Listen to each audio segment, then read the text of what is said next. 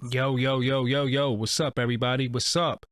Yo, for only $100, I promote whatever you need on my social medias and my website. That's my Twitter, Facebook, Insta Stories, YouTube community, and my website, www.doggiediamondstv.com, which you will be featured on. Hit me up on Instagram at Doggie Diamonds for your promo. Serious inquiries only. Must be Cash App ready. Without any further ado. You should already hit that like button. You hear that music, you know what's about to happen. You know what we doing here. Drums, please. Snare. Snare cracking. My bass line, please. Here we go. Here we go. Sound about right. Sound about where we need to be. This is Doggie Diamonds TV, like no other. No production like this. Nobody coming on YouTube doing like this, but shout out to everybody who do what they do. You know what I'm saying? It's in a comparison game. It is what it is. Okay. Liz, you ready? I'm ready. Okay. So, without any further ado, I present to you us. So I'm Doggie Diamonds. Introduce yourself to the people. Salute, salute, salute. Corinne Bliss Johnson, Brooklyn native, East New York representative, NYCHA houses, long-term resident of Penn Workman houses. Stand up, stand up, stand up. The divine mind knows, the divine mind shows. All things work in divine order. All things work in divine order. All things work in divine order. I love my comrade. Let's get it. And I love my comrade. I love the audience. I love the chat. I love the supporters. That's the most important, the supporters. Everybody else, you're not important. You know, we just gonna have to just say that off the muscle. The Cash App is pinned to the top of the chat. The super chat is open. For all those who haven't been getting notifications, make sure you hit that bell. And when you hit that bell, you will get a special notification. You know, but anyway, without further ado, let me qualify this story. Well, they're gonna see it anyway because I don't want them to think it's breaking news and we just talking. You know what I'm saying? So I was gonna qualify it, but I don't have to do that. We know they know we solid. What we say is valid. We not gonna get on here and just talk, you know, BS. You know what I'm saying? But it's going. Yeah, but some people in the building who haven't seen us in a minute and they deserve to shout. There's a few cities. We got Louisville, Kentucky. Right? We got Fayetteville, NC. We got Birmingham, Alabama. You dig what I'm saying? We also, of course, you know, we always got Sacktown, but we got San Francisco and, of course, the Bay, the whole Bay, San Francisco and Oakland, repping. Got it. Right? Got it. Definitely, not only Philly, but Pittsburgh, PA. I've been getting a lot of something from there. VA's in the house, and definitely the DMV. B Moore says they ride with Doggie Diamonds TV hard. DMV hard. Shout out to the DMV, man. Right? They've been, yeah, I've been here. And of course, you know my favorite, man. We got Charleston, SC in the spotty spot. Texas is in the spotty spot, especially Dallas and Houston. Yes. All right. But I want to, you know, I'm going to see mixed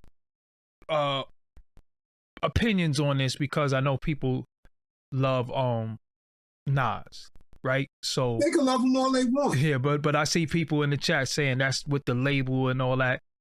Let me explain something to y'all really, really quick. A lot of y'all don't know what y'all talking about when it comes to this music industry because you regurgitate and you have never been in the music industry for one. You don't know about publishing for two. You didn't don't even know study where publishing from. You don't even know about royalties. And your label does not handle your publishing. So anybody who said that's the label, please relax. We're going to give you clarity today. We're going to teach you and educate you. And a lot of times, you just got to chill. You just got to chill. You got to take the emotion out of it, right?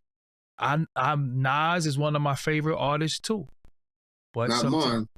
Well, he's one of my favorite artists too.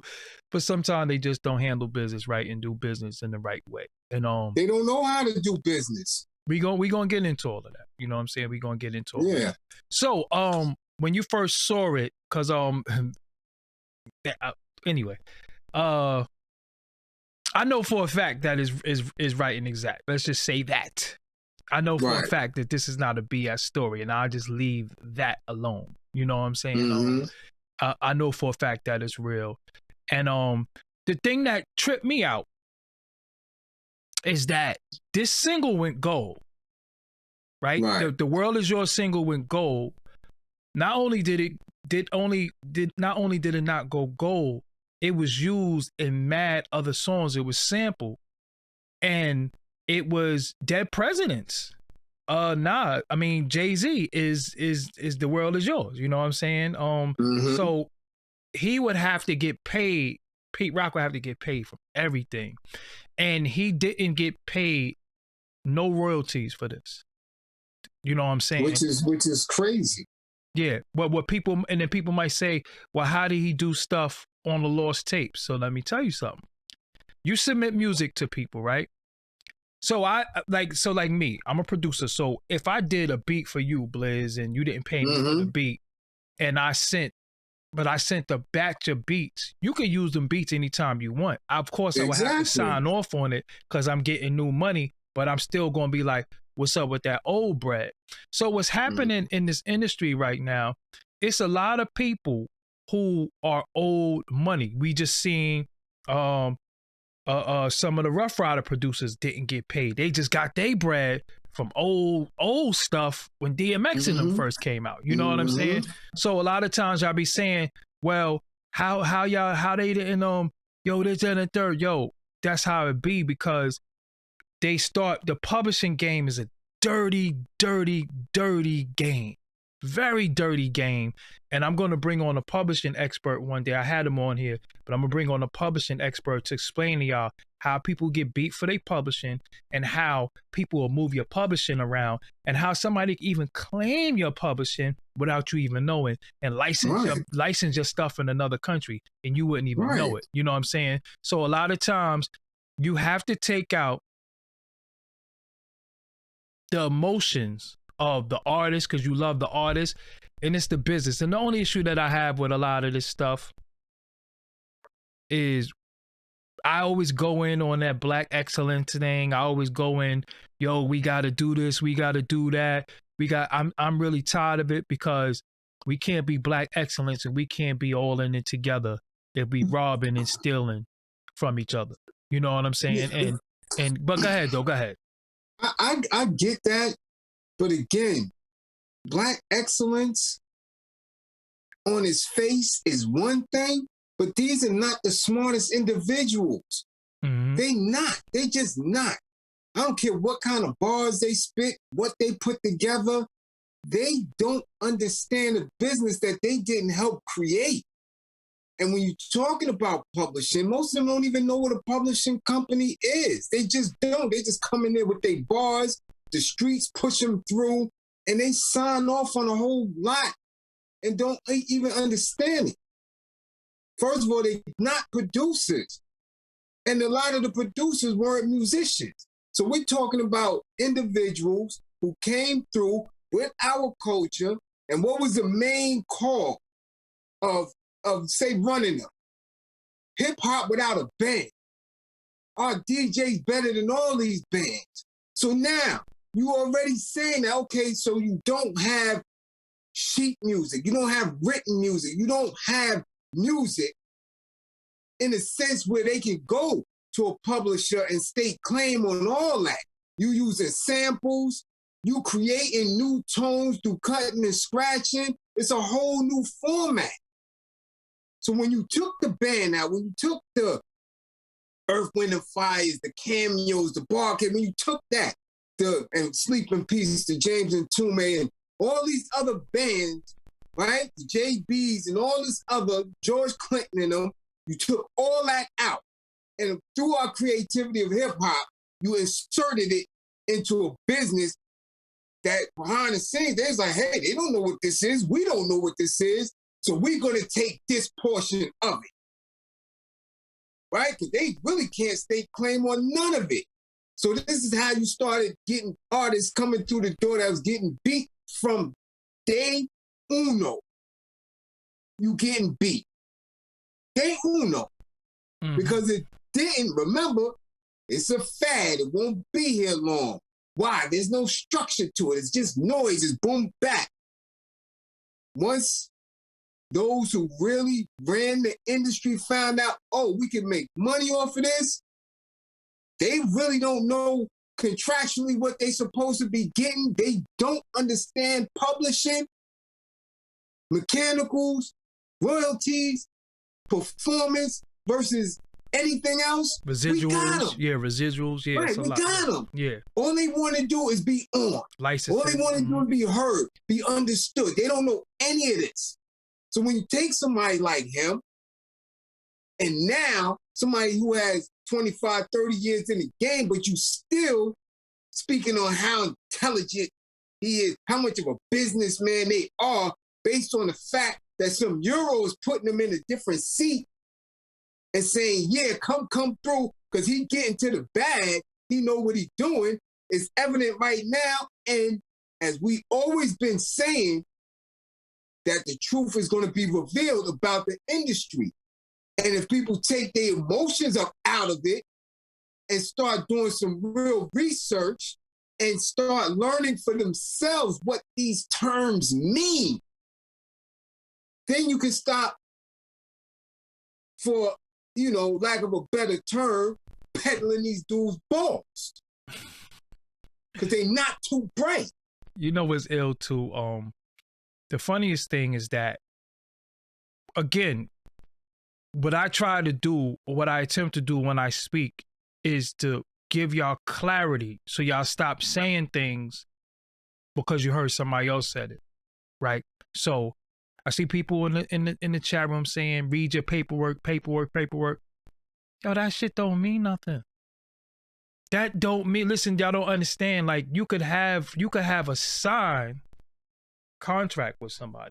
You could have signed paperwork with somebody, and they don't honor the paperwork. So that's when you go into litigation. That don't mean that he wasn't on top of his job. That don't mean that he didn't do the right thing as far as the paperwork. You have to honor it. And a lot of times what happens is too, you have money hidden that you don't know that you have hidden. For example, with the Big Pun situation with Fat Joe, they found that it was $2 million hidden somewhere, because I'm telling y'all, with these publishing companies, this person hide this person do this, and then this person will sell your publishing. So I see a lot of y'all in there saying Searchlight Publishing. You think Search still owns the publishing 30 years later?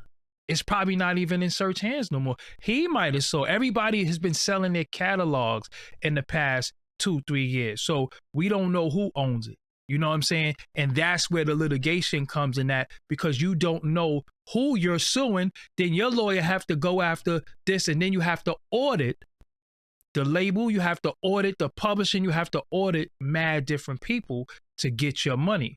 When, and all in all, now let's deal with something else. Why hasn't Pete Rock produced for Nas since Illmatic? He came out on the Lost Tapes, but that was, again, it was New Beats, which is dope fire. Those are my favorite songs. But why hasn't Nas and Pete Rock sat down and did music for a while? It's something personal going on that we don't know about. You understand what I'm saying? It's something personal that we don't know about.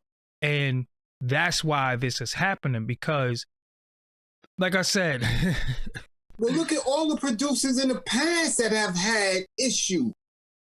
We've seen whole labels fold because of that, right? No Limit folded when P lost Beats by the Pound. You ain't hear no more of that Ghetto D and all that. No, that was a risk rap. Oh, and the last of them, you just came in the room. You said PR produced Queensbridge Politics, which was 2018 recording. He knows producing for a dude who robbed him, like I told you, and like I said, and I'm not going to say it again. When you come in the game and you give people a batch of beats, when they decide to use them beats, you don't know. That don't mean that he went in the studio. You think they didn't go in the studio. Those was flyed in vocals. You understand what I'm saying? I didn't even think, I don't know if Pete Rock mixed them records. I got to ask him because it don't sound like a Pete Rock mix, but that's a whole nother. He might not. Yeah, that's a whole nother thing. Submit. Yeah. He submit 30 beats. Yeah, exactly. So he'll use these beats. Done and say, yo, I'm going to use these right here. I'm going to use these fire ones right here. Put those in the stash. Yeah, for in case I owe an album down the line. Oh. And why are we talking about this? Queensbridge politics. Yep. Bring it up. Queensbridge politics. Audience, what is that song about? That's about, love the record, love the beat. That's about the defacing of Prodigy mural. That's what Queensbridge politics is about. Now, when y'all get a chance, watch my interview with Mike DeLorean. And I said in that interview with Mike DeLorean, that's about the defacing of Prodigy mural. I said about 6 times, this is all Queensbridge politics. So Nas, where did you get that title from? And where did you get that idea from? I just want to know. Because I said 1,000 times in that, and go watch it. Go watch it for yourself. I'm not, Go watch, I said Queensbridge politics like 6 times in there. The interview is about the defacing of Prodigy mural. He made a song called Queensbridge Politics about Prodigy's mural. So y'all could watch it for yourself. But I just realized that today because I was listening to my audio and I said, damn, I said Queensbridge Politics like 6 times. And I said, why does this keep resonating with me? Why? I said, damn, that's the Nas song I love. I'm like, get out of here. So the point that I'm making is a lot of times people, well, I know Nas didn't shout me out. They be acting like I didn't never say he wrote his rhyme. You know what? Stop it, doggy. You didn't write the rhymes. Shut up. Oh my goodness. Shut up. Because I could prove everything I'm saying right now. I'm not going to sit here before y'all in front. And it's a dope. It's dope. I love the song. But look at the Mike DeLorean interview and count how many times I say Queensbridge politics about the mural. But go ahead, Bill. Even then, if that's what they want to say and that's where they want to go with it, ask anybody, have they heard that term prior to you saying it? Did they hear Jungle say it? Did they hear Lakey say it? Did they hear Mega say it? Did they hear Trash say it? Shantae? Who they heard say it? Shan? Who did they ever hear say it? Nature? Who said it? If nobody said Queensbridge politics, and you put the interview into play, and then all of a sudden, afterwards the song come out, then maybe you coined the phrase. Hey, it is what it is. But let's not get off track. Yeah, but Mike DeLorean further explains why the Prodigy mural wasn't allowed in Queensbridge. In this interview right here, you will hear me say Queensbridge politics 6 or 7 times. In this interview, I said that. Mike DeLorean didn't even say it. I said, yo, it's the Queensbridge politics. So you think it's a coincidence that somebody do a song about Prodigy mural being defaced called Queensbridge politics? When we all know who defaced the mural? Nas know who defaced the mural? It is what it is. I'm not even mad. I'm just saying that, hey, it is what it is. But continue, though. Yeah, well, again, I just, I get tired of people saying that these guys are such great businessmen when they don't even know what they're doing. Yeah. They don't know what they're doing.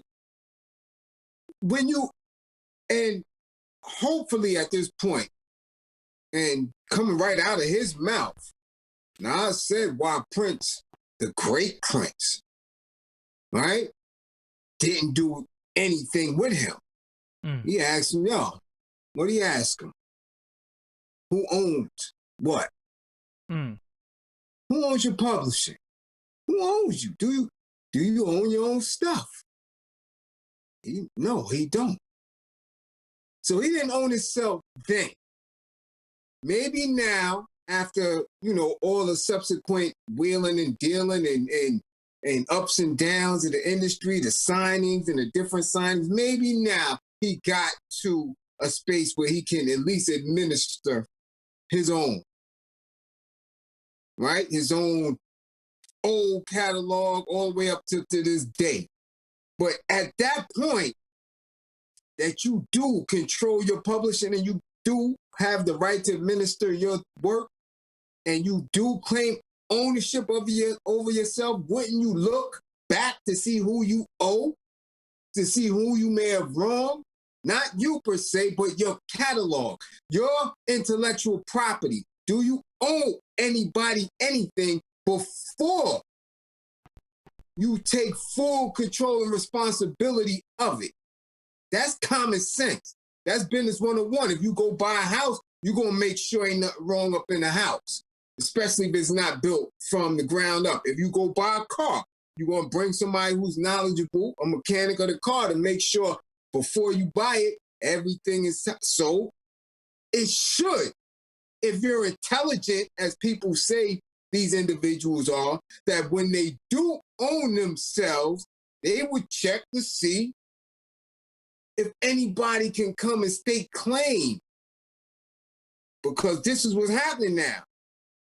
This man is saying, yo, since 9/4, I haven't got anything from that. And it's not just this a regular man. This is someone who's been in hip-hop as long as you have, in the same category. We talking about the boom, the back. Well, no, but we ain't got to even go there. This is the man who gave you your hit. Right. This is forget anything else he did. Say he never did nothing else. This is the man that gave you your hit. So when we think Illmatic, one of the first songs, we don't think One Time for Your Mind One Time. We don't think about them songs. We might think of Life's a B. We might think of New York State of Mind, but we definitely think The World Is Yours. We definitely think that, which happens to be a gold song. So again, Pete Rock words was for 2022, he decided that he wanted his compensation for Illmatic. So he knew that this is not brand new because his lawyer hit him and told him, yo, you never got paid for that. You never got paid for this album. And he's like, what? Yeah, because again, when you produce like Pete Rock has produced, them checks be coming from all over. And then you realize, hold on, you never got PC off this. And then you're like, hold on. So now the property and the worth is in the millions now. So he could have probably gave him that short change at one point. Right. Initially, that's what I'm saying. Why not give it to him right then when it was worth what it was worth? Now, you don't know how much it's worth now. Nah, it's millions now. It's M's. It gotta be millions it's now. M's Back now. then it could have been shorts. Yeah, that's what I said, yeah. Now, remember, that format is no longer in use. So he might have went gold on cassettes and CDs. Now that we talking about this streams and digital and all this, it's no telling. It's no telling how much he needs to be compensated. So now, when it start playing out in court, is he suing Nas? Is he suing Columbia? Who is he suing to get this bread back? Everybody. And this is what people don't understand. Now we're going to see what kind of paper Nas signed. You understand? Because he had to get something contractually to get the budget to say, yo, I want these producers, and this producer need to be paid this for this beat, for this song. Again, I keep seeing people saying Columbia Records. Columbia Records probably don't even own the catalog anymore. Exactly. Please, y'all, stop talking what you don't know. We don't know. Exactly. We don't know who the administrator of the does Pete Rock, people saying, does Pete Rock have paperwork on? He don't need no fucking paperwork. He produced the song. He's on the record. His words are on. Who you think is saying that? It's common sense. He's on the song. Whose world is this? Who do you think that is? So it's in the linear notes. It's in the linear notes. But he also gets paid as a performer also because he's on the song as well as the producer. So people are just performing. Yeah, people. Everything. People just you know, people just be talking again. The problem is this. When we think about hip hop in its inception, and we're saying, yo, we need to have this, we need to have this. Look how many people from those eras, that the golden era, was beating people. You understand what I'm saying? So if we just give him his money. How about that? Just give him his money. How? Well, everybody love to say he's a billionaire, right? Give him his money. Okay, what's the count? Whatever it is. Right? Because look, he said it went gold. They said it went gold. The single. Now look, now you gotta understand. Single. No, you gotta the single. Listen, you have to understand this. He gets paid twice. Because the single gold, that's a different album. Yeah, that's a different licensing thing. And then the album. And the album. Yeah. So you get royalty from the album, then you get. I'm sure. And you sure though. Come on, we talking about 94. It ain't go plat yet. It probably is now. Yeah. Yeah, come on. That's why I'm like, go. Come on, get out of here. Guaranteed. It had to do more than that. Unless they stop all sales of it. And at that point, who stopped it? Who stopped pushing it? No, it never gets stopped being pushed. Right, exactly. So at the point of which, when he signed the Def Jam, was any of his old material re-released?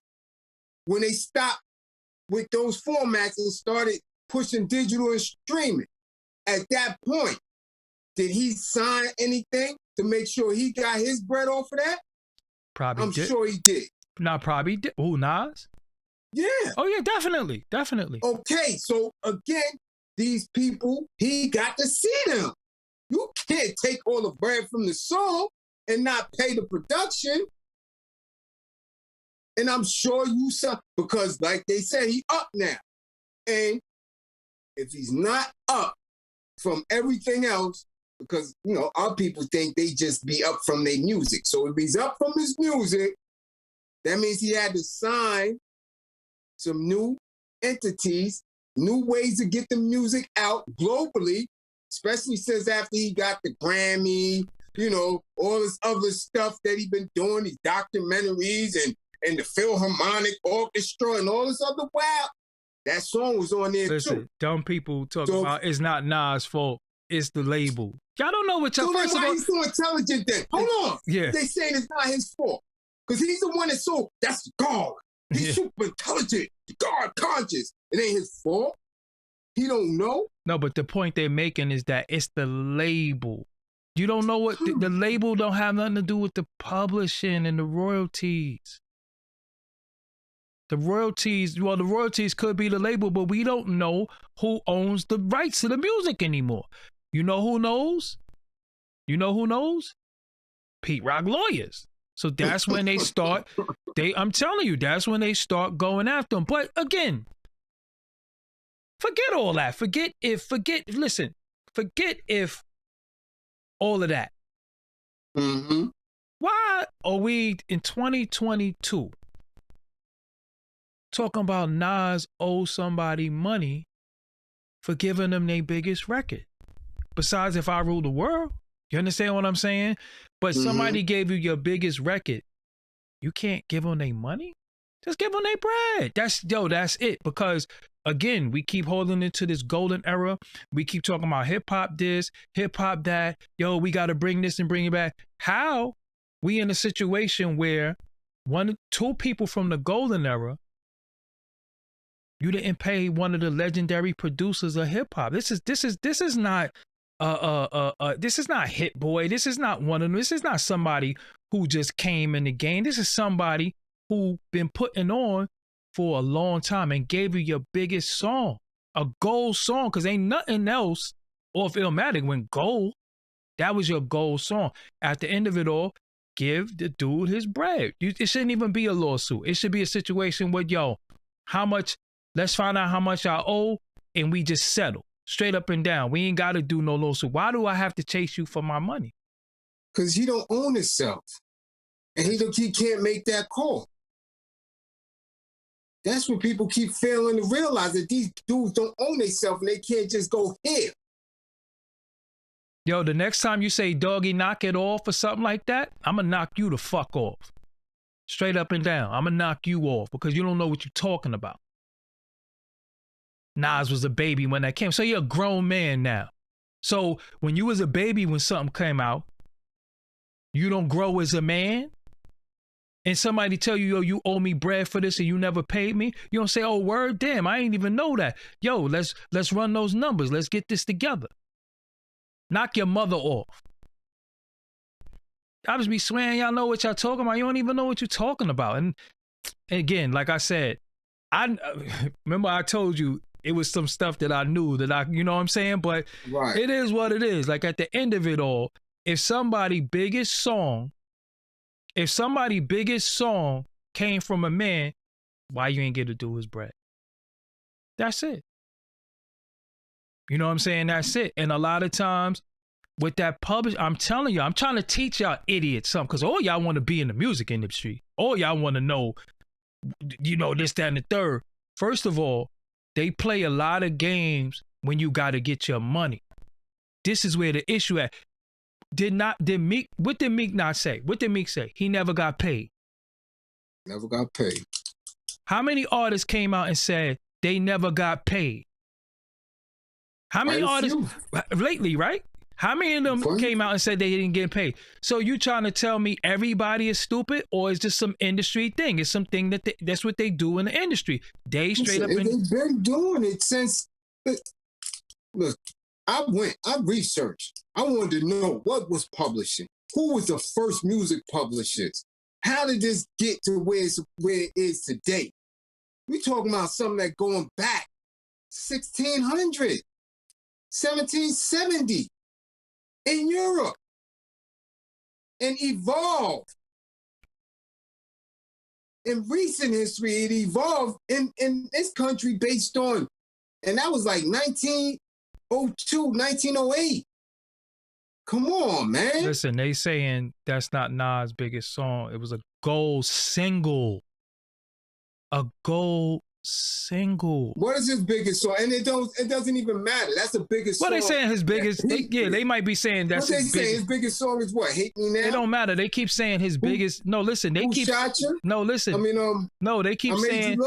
No, they keep saying his biggest song based off of what they like or what they think is the big. We talking about sales. It was a gold single. How many gold singles do he have? How many gold singles? It was a gold single that was sampled for Jay-Z's first single. Besides, no, Dead Presidents was before Ain't No End, right? Yeah, it was, if I'm not mistaken. Yeah, Dead Presidents. Okay. Mm-hmm. Yeah, but and then it was in one of them Antoine Fisher movies or something like that too. But but then again with y'all, you know what I'm saying, the sadness. It's like Premier said it. Like he said I didn't, I was doing mad work. I didn't get no gold record until I was attached to Biggie on the backside. Mm-hmm. Well, unbelievable. First gold single. And he had mad joints out. Somebody said Ether is Nas' biggest song. Was it gold? Okay, what's wrong with y'all? Are you serious? Was it gold? How much records did how much records did Ether sell? Was it gold? Was it a gold single? When people listen, I wasn't even in the town, but I tell you, I damn sure know that people that was radio, mixtapes, all that back then. Nobody wasn't buying that like that. Listen, halftime was on the Zebrahead soundtrack. So that don't count. This was a gold single. When off of albums, they used to release singles. And I said, besides If I Ruled the World, which was featuring Lauryn Hill, who just came off of a $17 million selling with the Fugees, it was a gold single that sold 500,000. 500,000 that ain't had nothing to do with the album. You know what I'm saying? So anyway, my whole thing is this. Just pay him his bread. Look, listen, man, when they start with that, I already know what's up. He ain't have it. Nah, he got it. What they do, what they we know how they used to cook the books. Because initially coming through the door, you can't account for anything. And that's how Master P rocked the game. He's like, oh, okay, as a company, you telling me you're going to release 500,000, you're going to ship me gold across the country, which means New York may get, since it's one of my smaller regions, they may hold 10,000, right, throughout the boroughs. Jersey may get 2,000. The South is my biggest region, so they may get 15, 20,000 in each store all over. Okay, good. And then he went and pressed up 1.5 and sell it out the back of the trunk so he could get to his bread. And he did that several times each quarter with each album he put out. Killed it.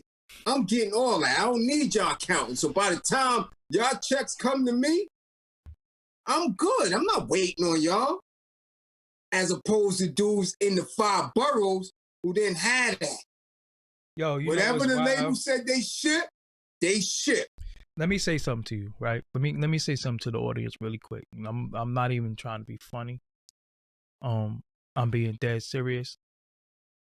The reason why we in trouble as a people, let's take Nas out of the equation. Let's take Pete Rock out of the equation. Let's even take me out of the equation. When people talk to you about what they know and there's no emotion in it, y'all put y'all emotion in it and then y'all just keep regurgitating stupid shit. Y'all talking about who own their masters. Y'all don't know. Do you own your masters? Y'all don't even know what y'all talking about when it comes with masters and publishing and label. Y'all have no clue because many of y'all never had a record deal. Y'all never did administrative deals. You never had a publishing deal. And you keep saying all these things because that's what you heard. And I'm telling you, that's not how it works. Okay? Stop talking and listen. Listen and silent have the same letters. They're interchangeable. You cannot listen if you're not silent. So they don't want to learn? You can't be silent if you're not listening. So they don't want to learn. Stop. They don't. They keep talking about who owns this publishing and their masters and all. Y'all don't know nothing about masters. Y'all don't know nothing about masters. Y'all don't know nothing about masters. Straight up and down. Y'all read stuff, you think you know what you're talking about, and then you just come and talk about, does he own his masters or the publishing, Searchlight Publishing? Dude, how y'all heard about Searchlight Publishing? From Jay-Z, right? You think Search still owns Nas? Does Nas own his publishing? Why wouldn't Nas own his publishing? And this is not opinion shit. This is actually factual shit. And at the same time, I spoke to I ain't even going, again, I'm always going to get the inside source for stuff. Straight up. I'm not going to just straight up and down come and just talk. I know what I'm talking about because I speak to people involved. Okay? Now, if you pay attention, I'm good friends with a lot of people. I'm good friends about who else is talking about this. You know why nobody else is talking about this? Because they don't know. They're not privy to certain information. I'm just telling you that y'all have never been in a record label. DistroKid don't count. Oh my goodness. TuneCore don't count. That only counts now. But how do they pay you? How do you know? How do you know how much? Where's the paperwork then? Again, so paperwork is straight up and down synonymous with snitching and court stuff. So I mean with police stuff. So what do you mean paperwork? Where's the paperwork? see what I'm saying? They use these buzzwords, paperwork. What does paperwork got to do with anything? I just told y'all, a lot of times dudes be playing with the paper. Again, they found $2 million that was owed to Big Pun. How long ago has Big Pun passed away? 91, was that 98, 99? So if he passed away, how long ago was that? Because anything in the 90s is automatically 22 years ago. Let's just add that. Automatically. And we being generous. So if they just found $2 million that was owed to him off of his pub, and this dude actually did a record for somebody in 94, what you think is owed to him? And they found $2 million. Mm-hmm. You understand what I'm saying? They found $2 million. But this dude said, Fat Joe said, we don't owe him nothing. So how did they find $2 million? You understand what I'm saying? So this is what I'm trying to tell y'all about publishing, how they hide stuff, how this person sells this, how this person does this, how this person do that. It's all a game. It's a racket when it comes to publishing. So to get your publishing, you have one of the top artists right now. Meek Mill said he never got paid. Rowdy Rebel said he never got paid. Bobby Shmurda said he never got paid. Snoop Dogg, one of the biggest artists in the world, one of the most recognizable faces, forget hip hop in the world, said he's never got paid for those songs. So what make you think it can't happen to Pete Rock? What make you think it's not going to happen to Pete Rock? I wonder what these people think that is not going to happen to them. But they so informed, they so smart that they can sit and give you pushback like they know. If you know, then why y'all not making it happen? I mean, again, with them, why you not making it happen? Yeah, with them, they're going to talk. Says you know so much about it. Now, where's the excuses? Oh, I'm about to get on my grind. I'm about to pop off in February. No, I'm telling you. Oh, man. It's not that. It's not what it is that you think. It's a whole institution behind it. It's an institution behind it. Yeah. And the more you learn the language, the more you learn the practice of the business, the better you will be. That's just it. What's all the pushback when people are sitting in the space giving you information? What's the pushback? Because you're talking about their favorite artist, which is one of my favorite artists too. But as soon as something come out very derogatory about him, see, this is shit I be trying to stop. Because I'm like, take the artistry away from who he is as a person, so you won't get caught up. Because there's a whole lot of people was rocking with Kells until they found out he done pissed on somebody. Until he found out that he was messing with prepubescent girls. Well, you got people to this day who still defending him, so you know. Right. Stay about again. Separate that. So, all right. So, for the purpose of I know I guess I'm not a credible source, even though I'm the only one, that put it out there on their YouTube. We're discussing it. So, just for them, it's on page 6, which is the New York Post. It's in Complex. I know how y'all Suck Off Complex and Hip Hop DX. This is all reported an hour ago, 32 minutes ago, 3 hours ago. More news. Legendary hip hop producer Pete Rock. So the questions in the chat, legendary. That it's not credible. They're just saying people want to know the source of stuff. So legendary hip hop producer Pete Rock set to sue Nas over Illmatic royalties.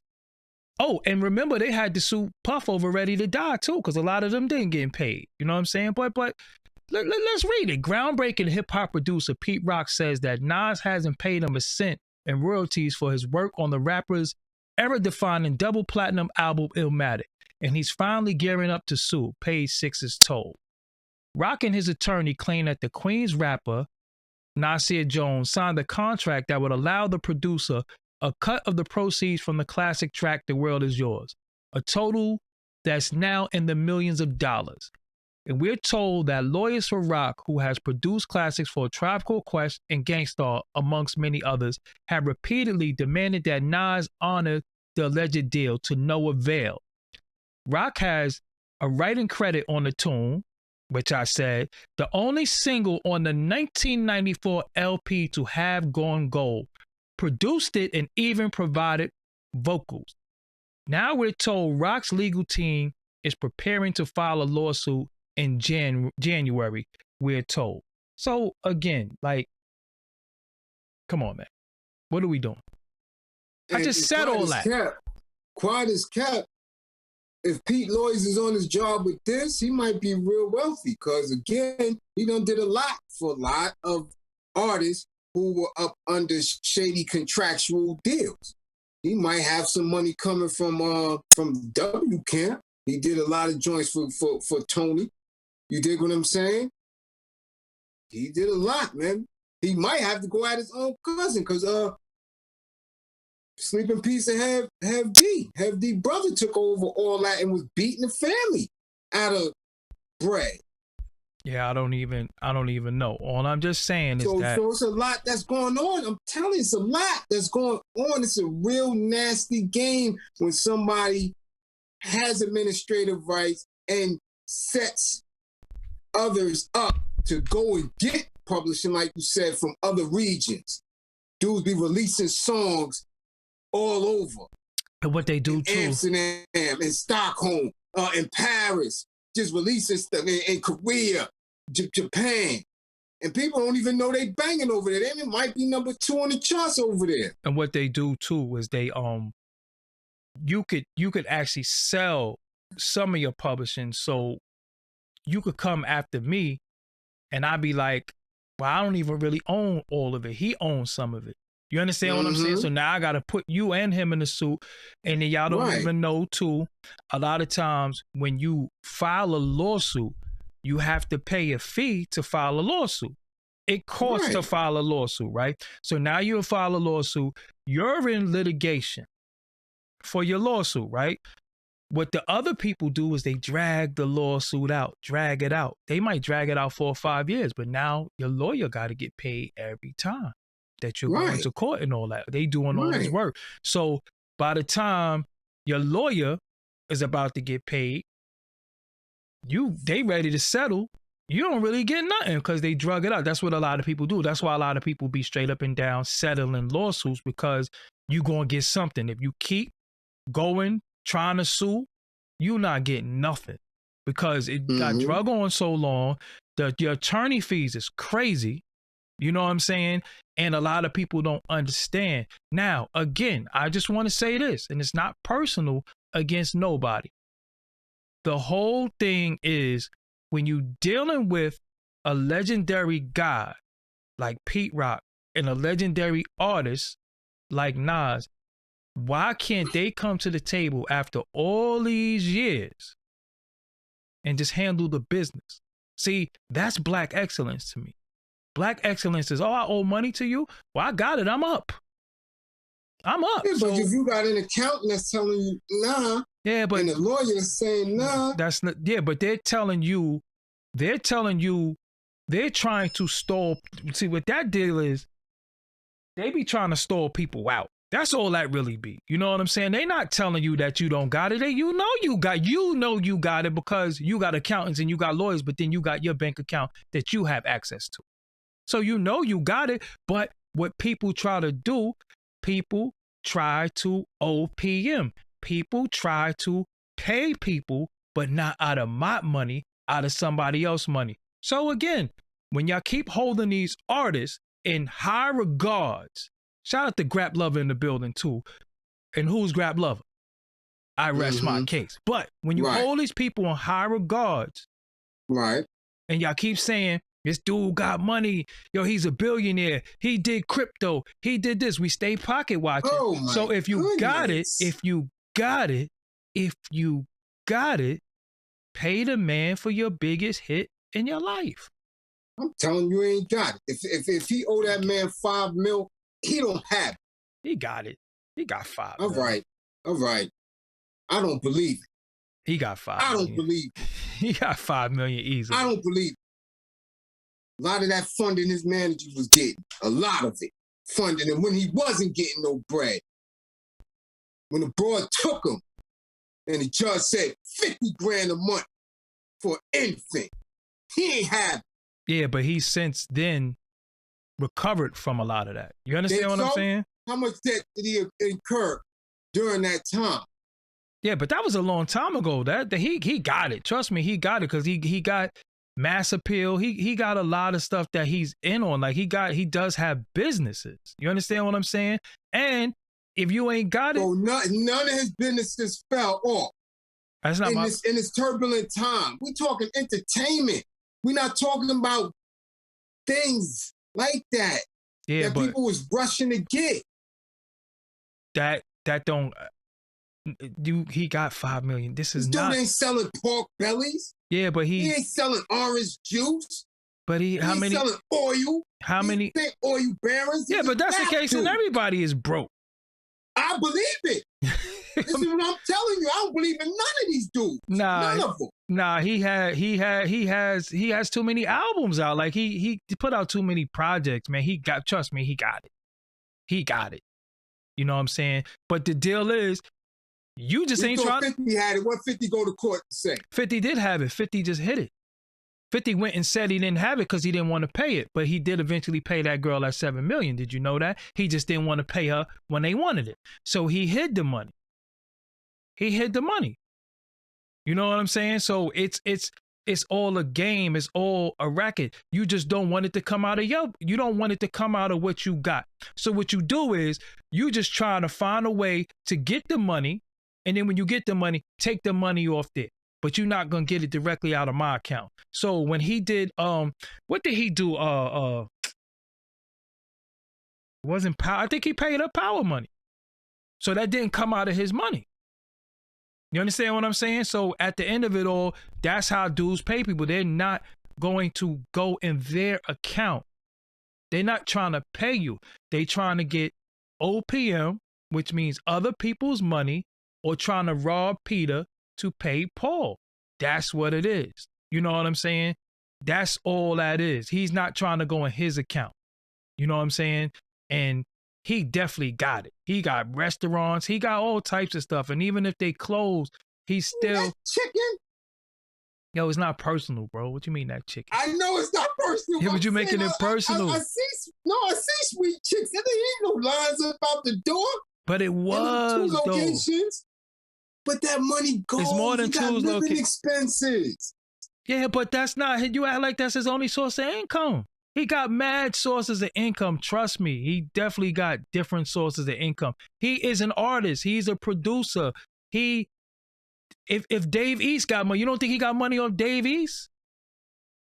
Whatever Dave East got, he got PC. He signed big deals with Def Jam. He got it. Sweet chick.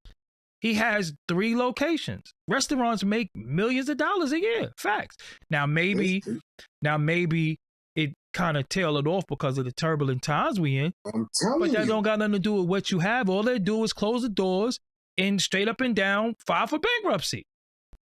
That's it. You still get your bread. You know what I'm saying? That's it. But again, he's not trying to go in his pocket and pay the bread. He's not trying to go in his account. He's going to say he's going to push it on somebody else. So what happens is, dudes always talking crazy about Queen's cash. Shut the fuck up. know what? This is what we gonna do. You ain't gotta worry about it. Because ain't nobody talking about Queens cats. Oh my goodness. What it got to do with Queens? This is a weird. Yeah, like people be, you know, swinging from that retreat. You know what I'm saying?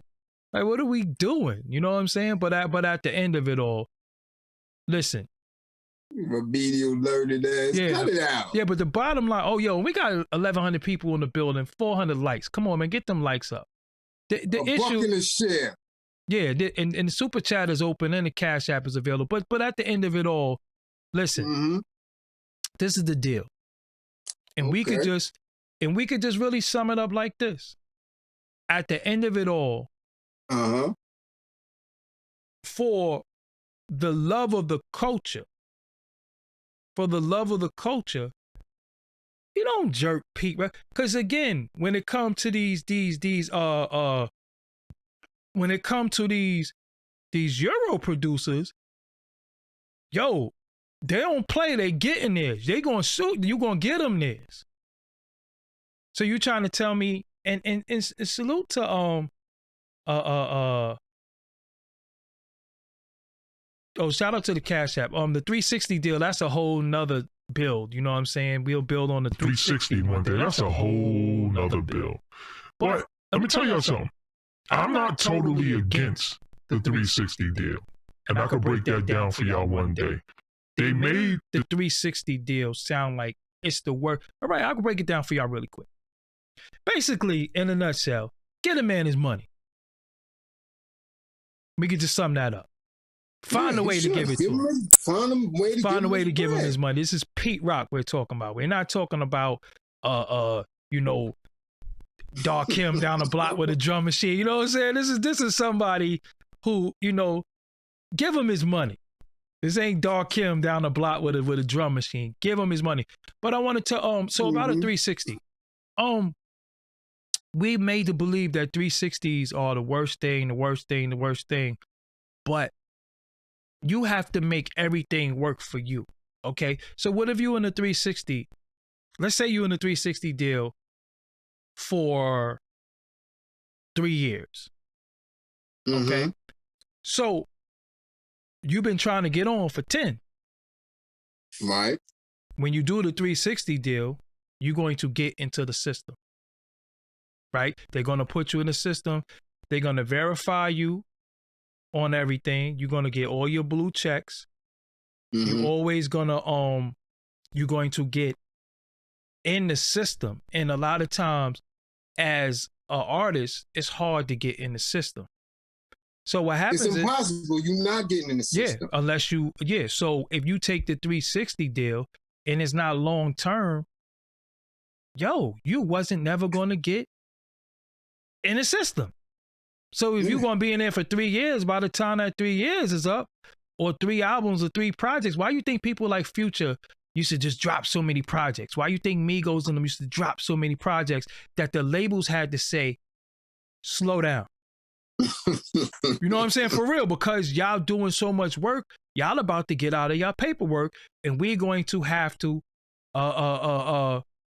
renegotiate and do all that because they doing what they got to do to get out of their paperwork. They're dropping the project. So again, what you have to do, you have to go and you have to make sure your contract is feasible to you, and stop going to people and let people come to you. So if you're a hot commodity and when they come to you and say this, that, and the third, they definitely going to give you what you want. They want a 360. Hey, man, you might make more money out of a 360 than you ever made in your life.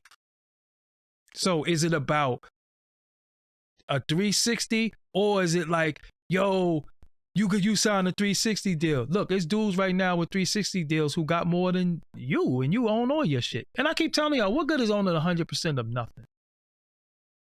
If your shit ain't worth shit. Or 100% and you can't move it.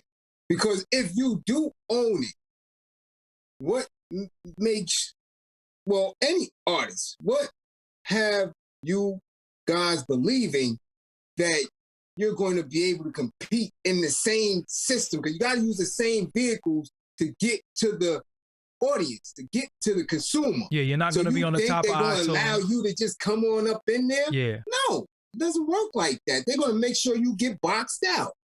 Yeah. I mean, y'all don't support us. Y'all can see this right here, right now. We're not in the system. Yeah. I see a hip-hop YouTube channel pop up every day, sometimes 3 or 4. Push through the system. Push through the system. You think they're going to allow us to eat? You think they're going to allow our message to get out?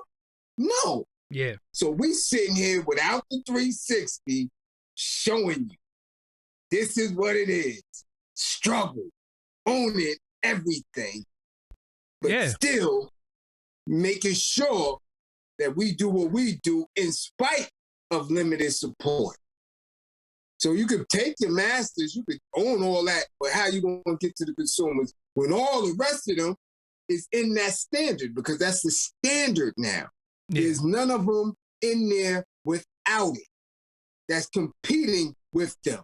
Nobody. Well, that's business. Yeah, so what's happening right now is you got the kids, they are signing away a lot, but they're blowing you up though. They're blowing you up. So yeah, so what happens is you feel like you're not really worth nothing. So you take the deal, you take the situation, you go, you sign the deal, and then what happens is you blow up, but you forget they blew you up because you're in the system. Then you start saying, well, I'm this, that, and the third. I deserve this. So you got labels like 300 and all of them that just lights out. Because you're not really who you are because you think you are who you are. You're only who you are because we did a little extra things to push you through. Yeah, so now you start thinking, yeah, it's me. And they cut your lights out.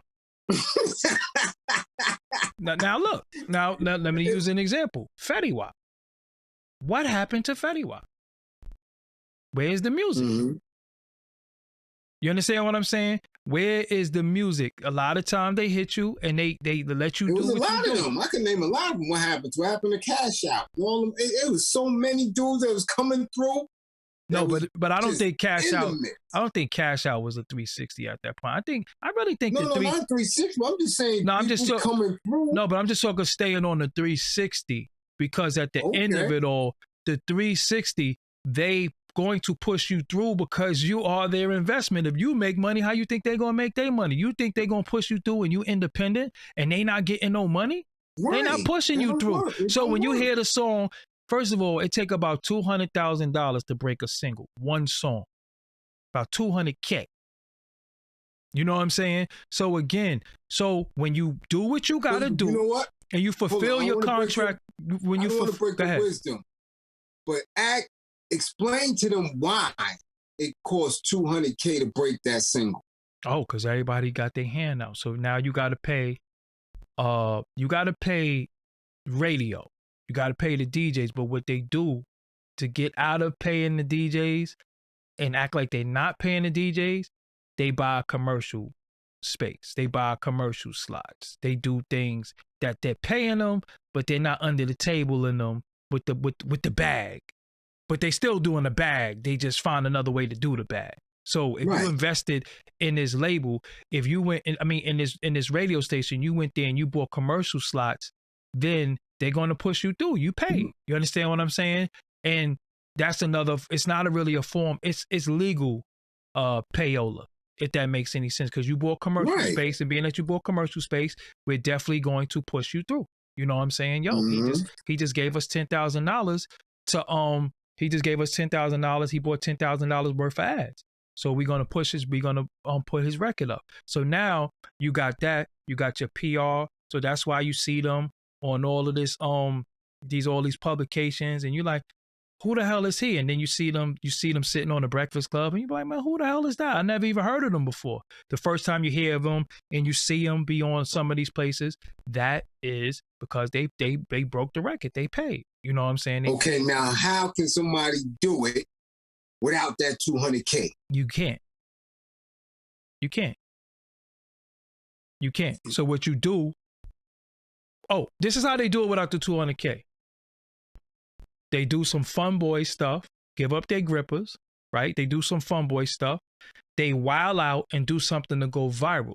So going viral by being an absolute complete clown is the cheat code to where you ain't got to pay. So everybody's not laughing with you, they laughing at you. But then you start saying, well, they all laughing at me, but I'm getting popular, I'm getting known.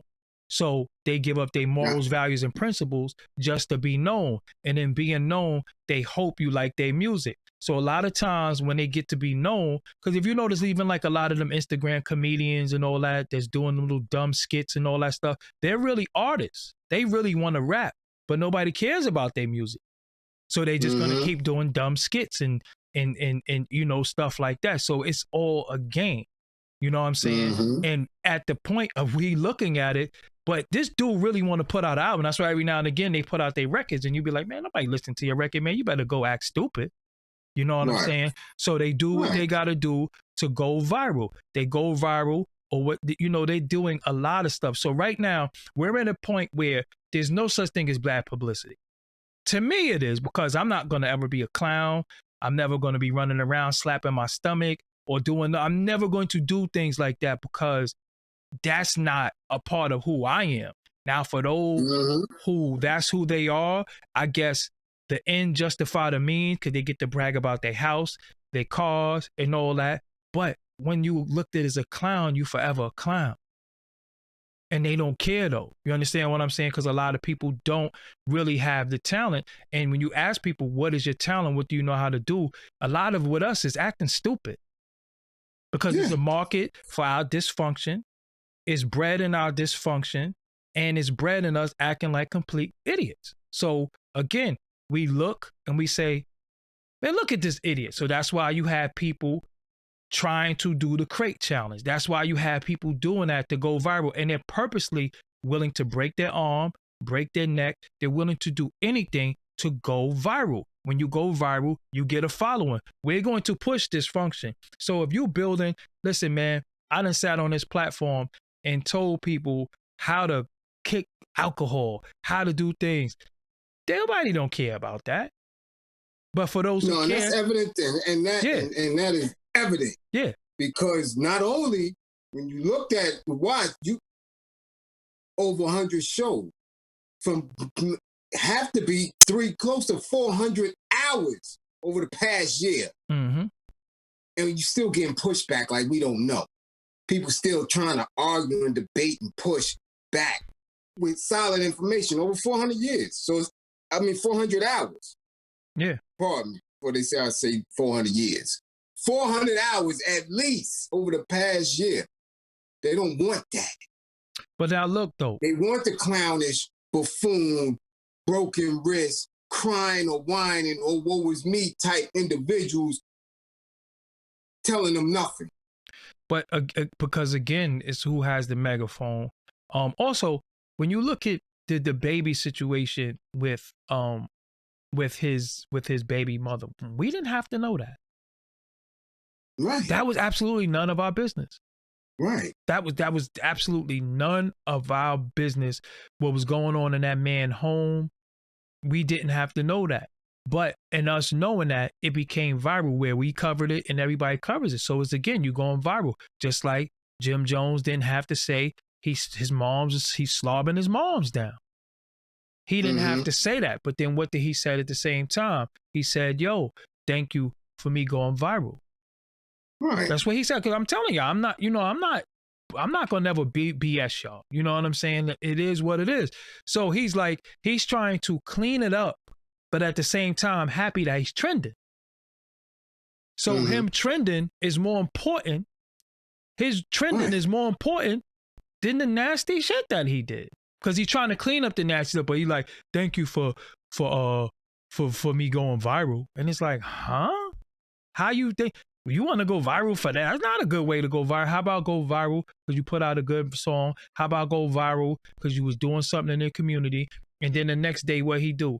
Yo, they gentrifying. We got to clean up the community. But when y'all had a chance to do Harlem and do stuff, can't put liquor stores out there. Again, right, he put a liquor store out there as soon as he got to the bag. Yeah, and I always tell y'all, they're always going to sell us liquor weed and dysfunction. They're not going to put anything in the community that you're from. And then when you talk about gentrification, them folks come and say, no more liquor stores, is wine and spirits.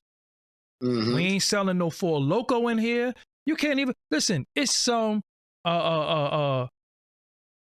places you could go, and you go to that liquor store, they don't even sell certain type of liquor.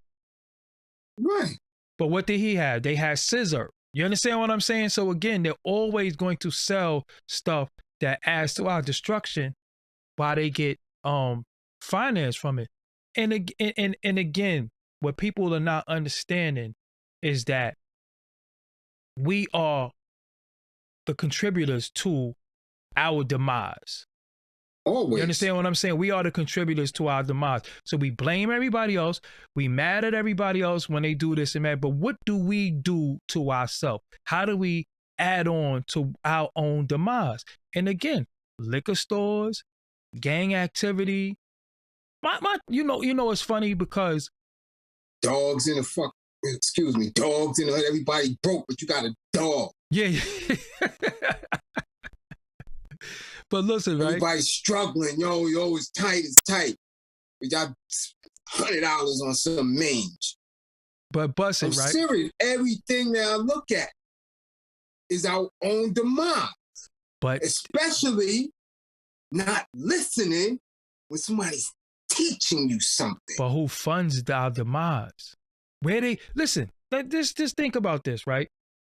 Because we love using buzzwords. We love talking about who sell out, who's selling your soul, right? Selling your soul is selling out the people and getting money from people to add to the demise of your people. So if people say, yo, look, we're going to give you money and you're going to do this, that, and the third, one of the things you could just say is that, yo, nah, I'm not doing that. Nah, I don't want to do that. Because again, Four Loko is never going to be, just like Tropical Fantasy wasn't in a community, just like even Arizona Iced Teas, a lot of that stuff is not where they live because they know it's poison. Right. So they give us stuff. I told you, I do you one better. You could go in them spots and you don't see a lotto machine for blocks. Facts. In those gentrified areas. Yeah, you did. Yeah, exactly. No lotto machine, no liquor store, none of that. Once a Starbucks and a Chipotle come, that hood is pretty much over. And pet groom. Yeah, Petco or something like that. Yeah, the community, that community is pretty much over. But again, we had the money. We had the money to do stuff. Because everybody continuously getting to it. Yeah, everybody getting the bag. That's what they want me to believe. But so I have to. That's why I stated earlier. I don't think you got it. Nah, they got it. You cannot. You cannot in here. That means you're a demon. But you got it, and you're not trying to build where you're from.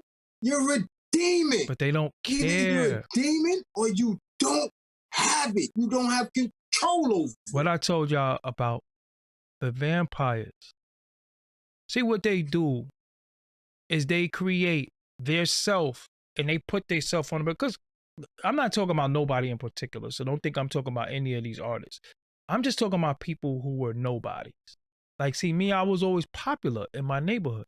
So when I go back and do stuff, it's not even a big deal because I always did it. Some of these people were recluse. Some of these people were socially awkward. They just knew how to rap or they had a talent or whatever the case may be, right? So they got thrusted in the power position because they are getting to the money. They are getting all the attention. So what happens is the dudes in the hood that know better, the dudes that know the situation or what's going on in the hood, they let them run amok because they get into the money, right? But they don't care about the community because they come and throw a little bread. Think about when you throw bread out to birds, what happened? You know what I'm saying? You can't even tell the difference between the birds. All the birds is going to run for a little bit of bread and it's crumbs. So this is what they do. They get money from the powers that be. The powers that be fund them. They go back to the community and push liquor on us. They push weed strains. They push dysfunction. They push certain cultures, and everything that they pushing on us actually is killing us. But they are the ones who will say Black excellence, yeah, young Black entrepreneurs and all that. First of all, entrepreneur is somebody who use their own money and put up their own money. So if you got financed by somebody, you're not an entrepreneur. That's just the facts. Entrepreneur is somebody who put their own bread up. You understand what I'm saying? So now we're at a time where we're looking at these guys, we're holding them in high regards because they got on new sneakers. You know what I'm saying? They got on new sneakers. They dress fly. This is what we like them for. Or a dude might have a certain haircut, or women find a dude to be cute. This is what we like people for. Not because you do have people like Trey the Truth, who was out there on them boats in Texas when them people was drowning. He was out there on them boats, frontlining. How much coverage did that get? Minimal. Why are we not celebrating Trey the Truth? Minimal. I'm serious. But we celebrate somebody who went back to their hood or could go back to their hood and shoot a video in the hood that's destitute since you left. And you come back and everybody's happy that you out here. And you might have a cookout. You might even hit up East Bay, because you know they all got phone. They all make a phone call. You might hit up East Bay, or you might hit up JanSport and say, "Yo, I need 200 bags. Sign that off on my taxes." And you get that. You might get turkeys. You do a lot of that stuff. But Trey the Truth was out there on the boats where he could have died himself, looking to rescue people in his community. These dudes ain't rescuing nobody in their community. They're not rescuing. So when we always talk about the black community, you tell me where the black community is at that doesn't involve a project. That's not destitute. You know what I'm saying? And that's where we at. And again, instead of us knowing these things and holding these people accountable, or at the or at the end of it all, just like you for your music. You know what I'm saying? Because we all like music. We all you know, that's all it is. So we like them for their music. That's that. But once we start trying to act like there's some type of philanthropist or some thespian and all that, it's like, yo, calm down. You just rap, okay? You just rap. So because it's a lot of times I'll be watching people and they be sitting down with like Michael Eric Dyson and having like these lectures and all that. I'm like, yo, I ain't learned shit. I sat here for 2 hours and I ain't learned nothing. And what did I tell y'all before? I told y'all one of the biggest things that these dudes withhold from us is the information. See, what made New York great? It was a part of the consciousness, right? You had the guard bodies, you had the nation, you had different people in New York City, especially in Harlem. Harlem is like the home of consciousness. But it was about putting you on to information to better your life, right? Right. This what it was all about. Yo, you got to get your lessons. Yo, you gonna go to the Morris Science Temple. Yo, join the nation. Yo, join the Panthers. It was different things. Now we got these dudes who are in a power position and they ain't giving us no information. They just saying we got to do this, we got to do it. How? Who has a master class? Who's giving information? They're saying their information is in their music, but when I listen, I don't hear it. I don't hear it. It's not. This is the point that I'm making, because again, you have to teach the people via a course, a class. And like you always say, what is the doctrine? What exactly are we following? What's the doctrine? Ain't none of them following shit, but telling you how to get to the Euro bag. And they're not even giving you that. They staggering that.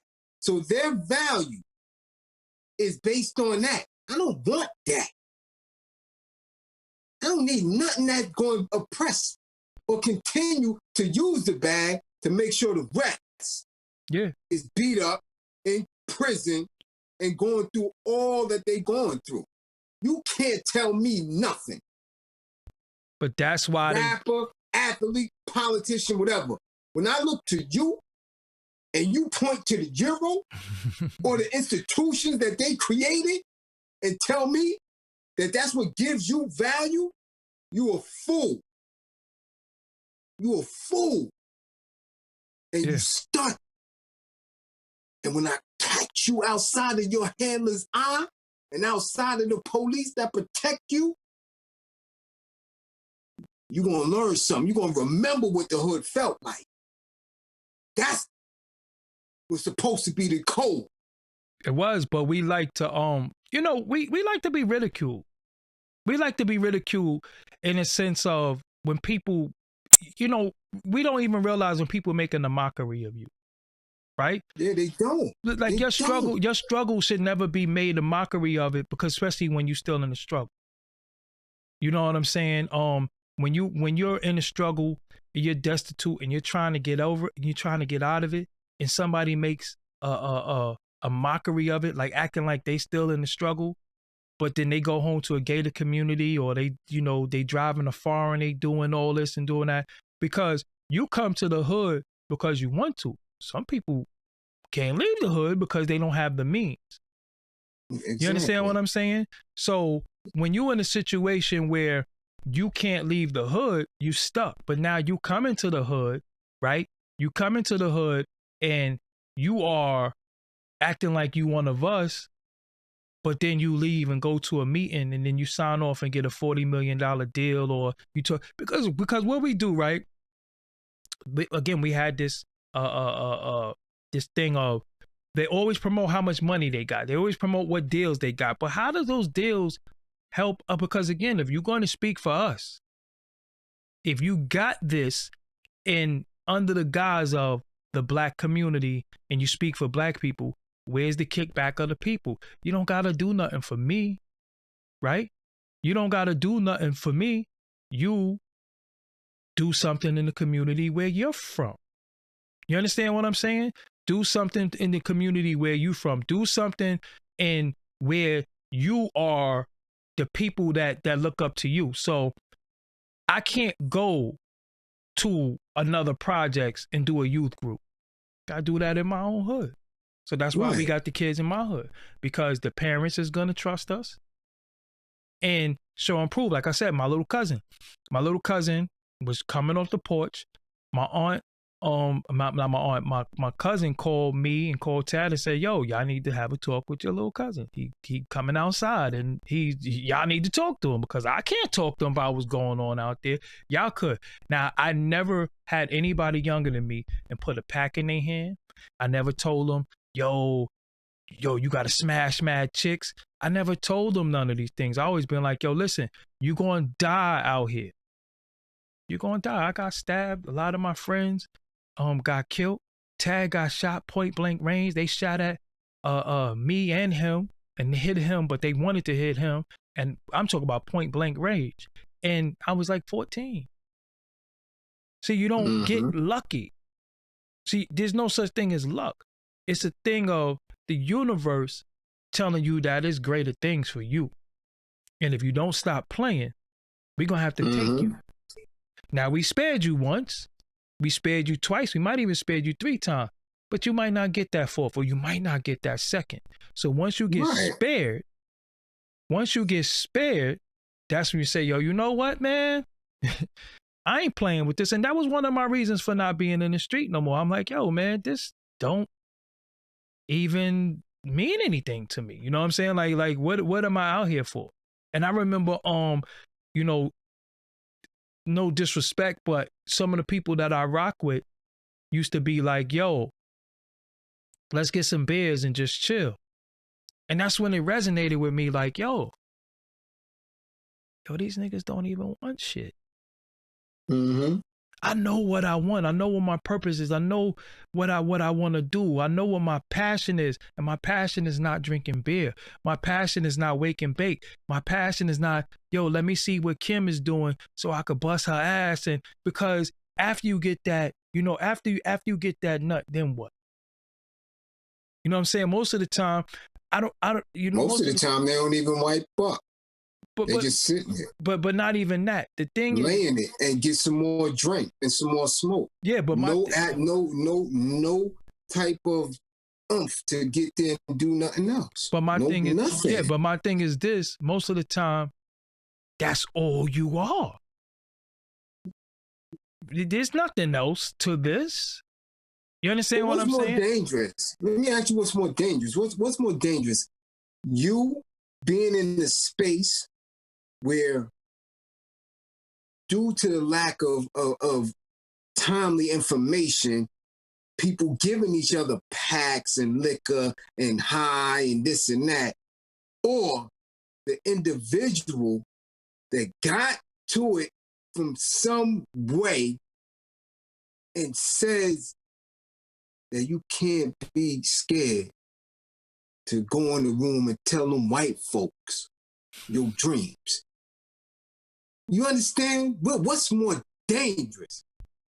The ignorant that don't know, or the one who know and still selling you death.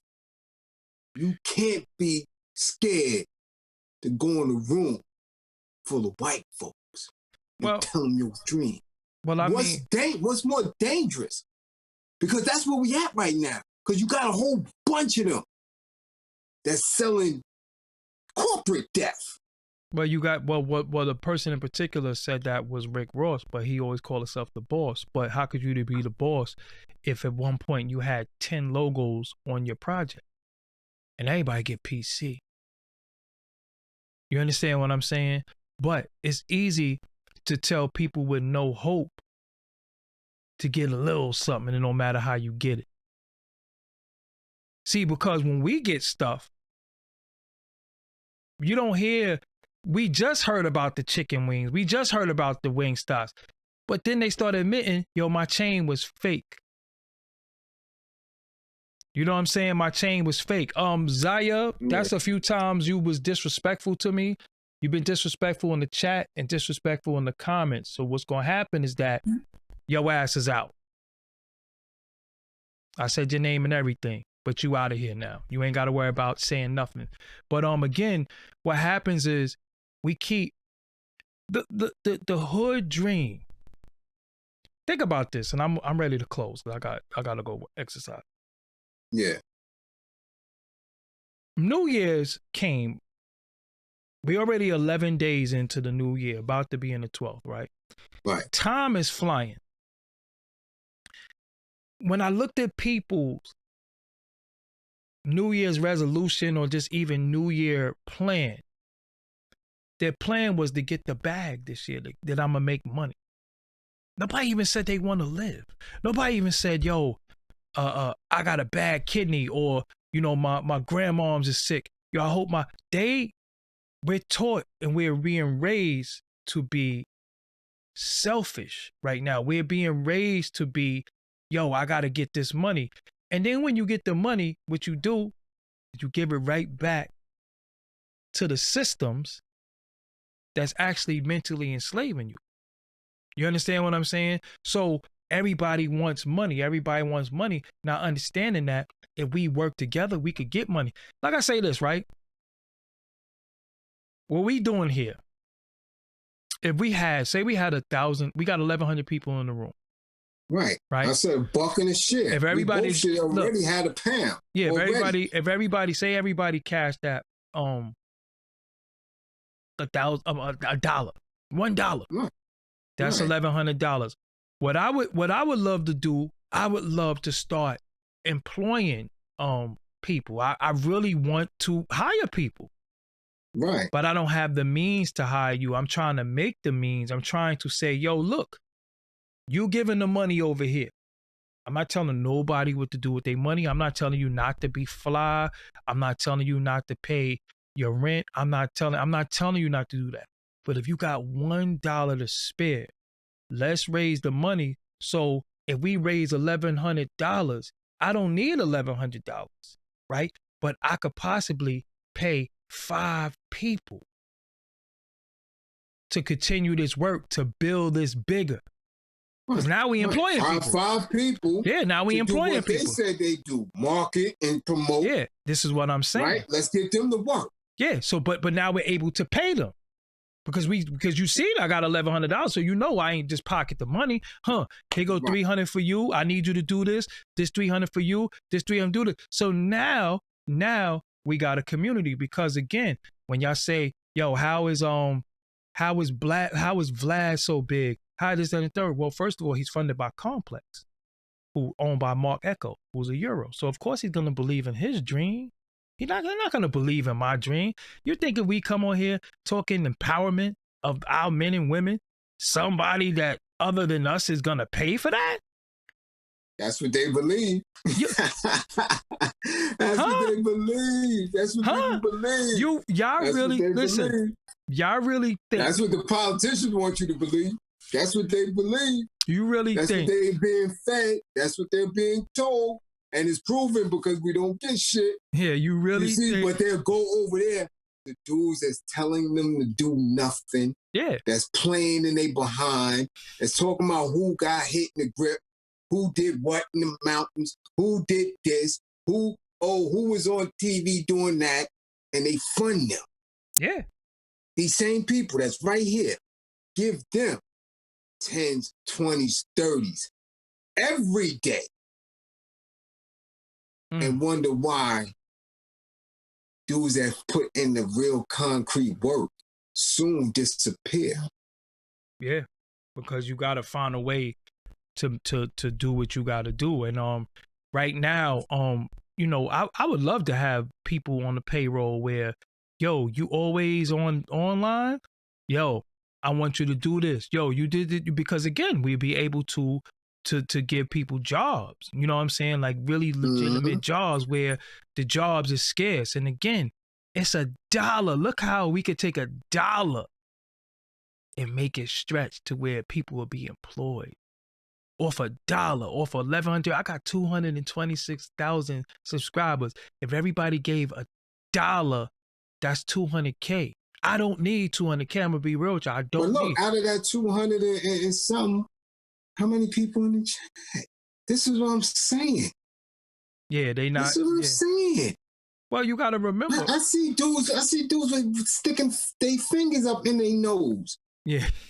With 4,000 or 5,000 people.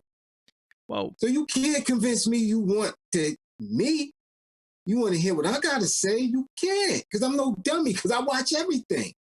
I see what happens. So there's no convincing. Well, but again, go ahead. I know that numbers are small when it comes to enlightenment, encouragement, and really wanting to push, to really want some complete solutions to move. I know the numbers is short on that. That's why I don't sit there. I'll never depend on that. Well, at all. Well, you got to understand this. Where you will falter, where I will falter, where many like us have faltered and will falter always, is that when you try to empower people who gave up, who defeated by life, you talking out the side of your face. Because the same way that you'll tell somebody, yo, don't believe in me, believe in my belief in you. And I tell people, yo, this is how you get off the alcohol. This is what you do. This is why you drinking. This is why you smoking. And then they'll sit there and watch somebody pissy drunk.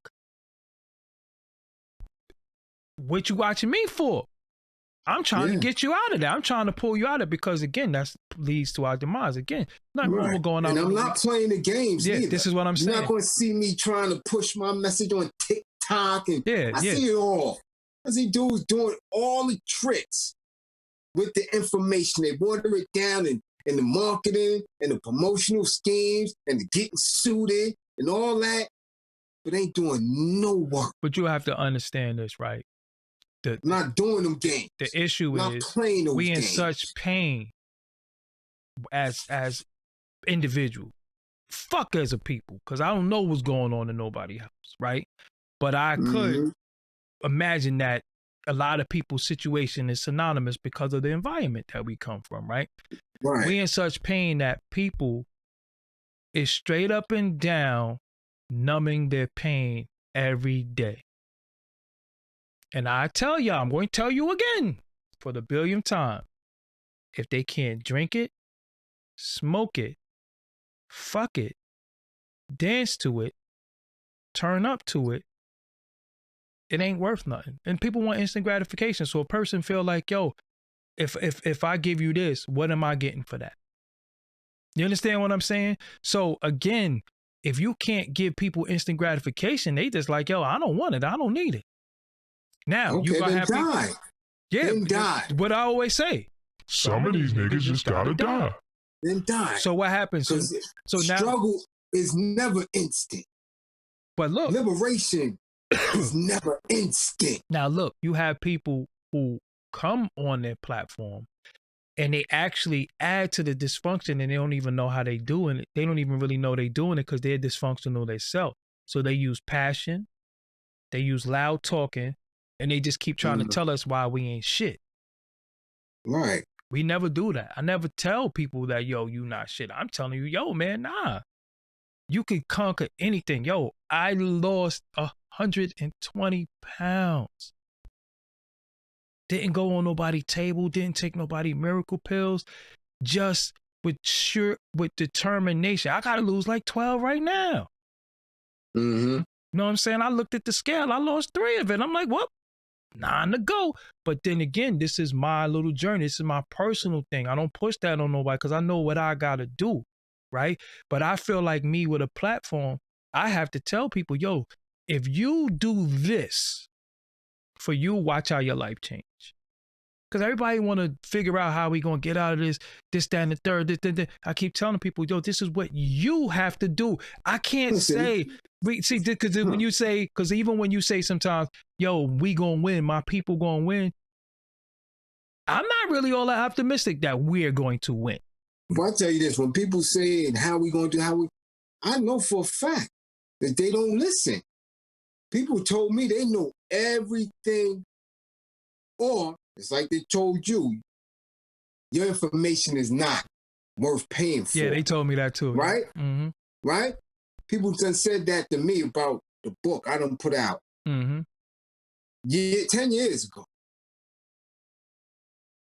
You understand what I'm saying? 10 years ago. Shout out to Grab Lover in the building. System, right? About the justice system, how to stay out of it.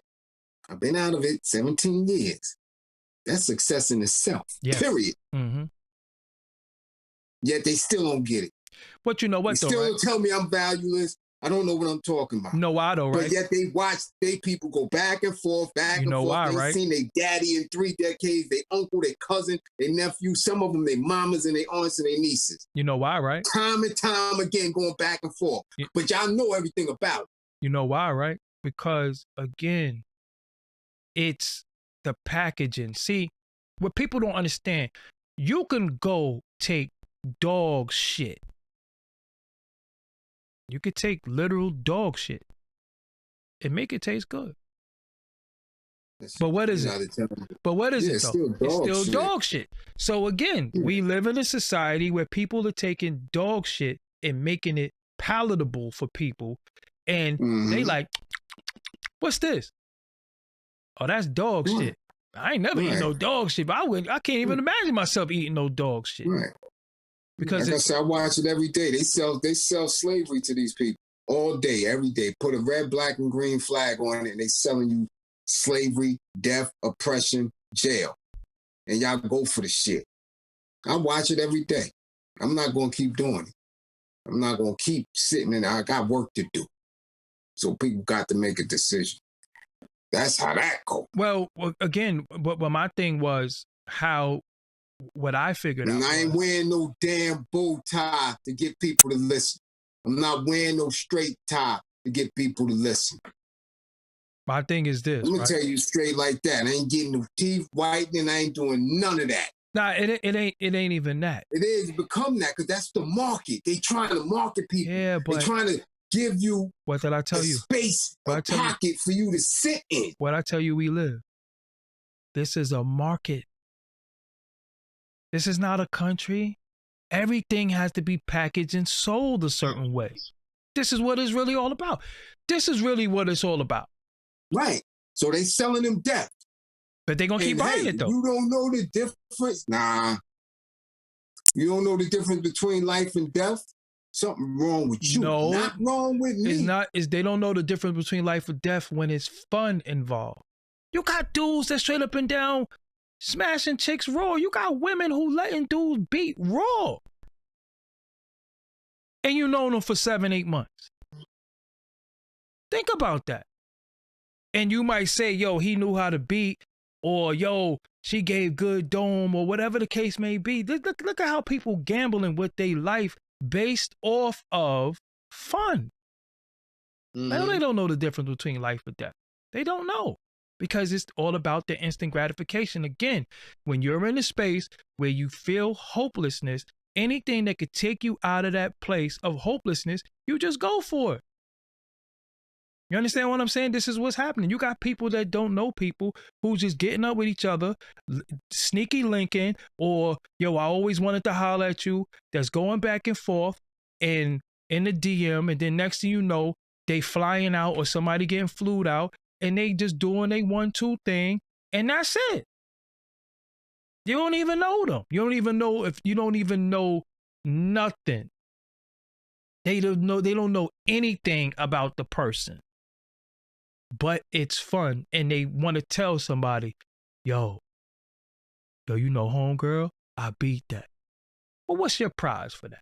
Because that's how I look at all, like any woman that I dealt with, and she had a guy that she used to deal with, or whatever they relations was. What's your prize?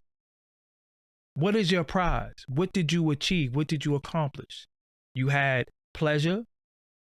Well, shit, sometimes I get pleasure out of reading a book or playing a video game. You know, it's all whatever is palatable for you. But now we're at a time where I see people do dumb shit every day, but it's all done out of fun. So fun has become dumb, it's become reckless, and it's become detrimental to us, and we still do it. That's why it's somebody somewhere sitting right now smoking K2. You got to tell me. I just seen a few dumb moves talking about live on social media, on YouTube, talking about, yo. I mean, to each his own. Each his own. But my thing is that's fun. Shooting girls in a Burger King that's trying to earn a living, that's fun. Yeah. Throwing your baby in a dumpster, that's fun. Yeah. You understand what I'm saying? All this stuff that's going on, these people is finding fun in it? Nah. Yeah. These people is sick. That's fun. But who's doing it though? Lining your man up. But who's doing it? It's us, right? Right. You're lining your man up. Your man he's doing his thing in music and taking care of his kids, and and you line him. Why? Because and you push him. Why? Because everybody who made it, everybody who got to it, still have that type of dialogue, like they with that shit too. So again, in the psyche, if every female rapper is like, my pussy this, if you could talk like that and still get Birkin bags and houses and rented cars and leased cars and the illusion and the image, and you could still talk like that, you could degrade yourself, you could still talk a certain way, your mother is listening to you, your children listening to you, your daddy hear you talking like that, if you could still do all those things and be rewarded financially, well, whatever. And that's just where we at. So at the end of it all, we're not in a situation to where we're saying, nah, I ain't playing myself. Nah, my grandmother can't see me like that. Oh, no. It's whatever now. And again, it's only going to come across to the people who want change. Everybody don't want change. Everybody don't want. Everybody and just. Like I said, the numbers is short. Yeah, everybody just gonna go. Be short. Look, everybody just gonna go right with it because it's pop culture. You understand what I'm saying? Like again, when you look at the things that's popular, and we could look at the Shade Room. We could grapes. Yeah. scrapes is because they think that's fun. But look to at where we seen. I'm showing you articles of what's going on. No, right? but Scrapes is fun. You know, beefs is fun. This is all fun. Yeah, because but this is fun. No, but what I'm saying is that everything that's popular, every publication that's popular, everything that's pushed in the forefront, that's polarized, what does it really give you? It don't give you nothing but show you how you ain't shit. Right. Everything you love actually is to make a mockery of you. Everything that you love, from the Shade Room to Vlad. Where's the white boys at on Vlad? Where the white boys at? He don't know no white people? No white people fuck up? No white people don't do... It's just only us? Break the interview into 5,000 people. But again, because their dysfunction is not for sale, it is ours. So tomorrow, to get views, right? Because this bill is not going to get certain views. Tomorrow, I have to put out Gunplay Speaks on seeing 50 Cent and fighting him. Watch the views. It just is what it is, because we put in a situation to where now we're with supply and demand, because if you don't supply it and they demanding it, then you're going to fall by the wayside, and then somebody else going to do it. And who you know who's going to do it? People that's not from us. So all we could do is come in here and try to bring some type of balance to it. You understand what I'm saying? Because even too much positivity is no good, because we all like low vibrating shit sometimes too, but too much of that is no good. You understand what I'm saying? So you got to find a time and a place. You have to find a time in a place where you want to be a moron, where it's not hurting nobody and it's not hurting yourself and it's not hurting your family. And then sometimes where you just elevating on a high level. The problem is that we're in a society that it just, let me tell you something. It's times where I said,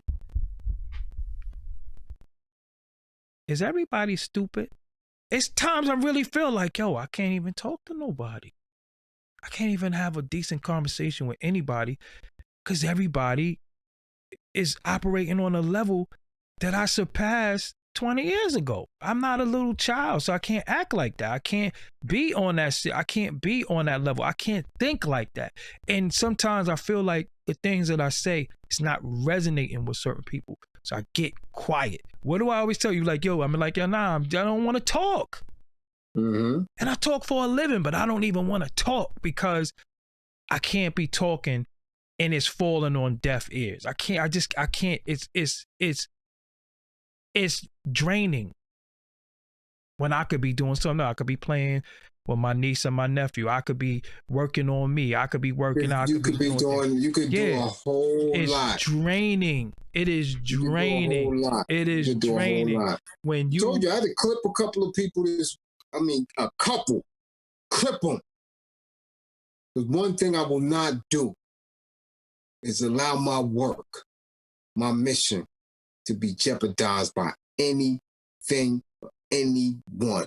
No authority has power over me. No institution has authority over me. None of that. I'm not doing it. No foolishness, no stupidity, no weakness.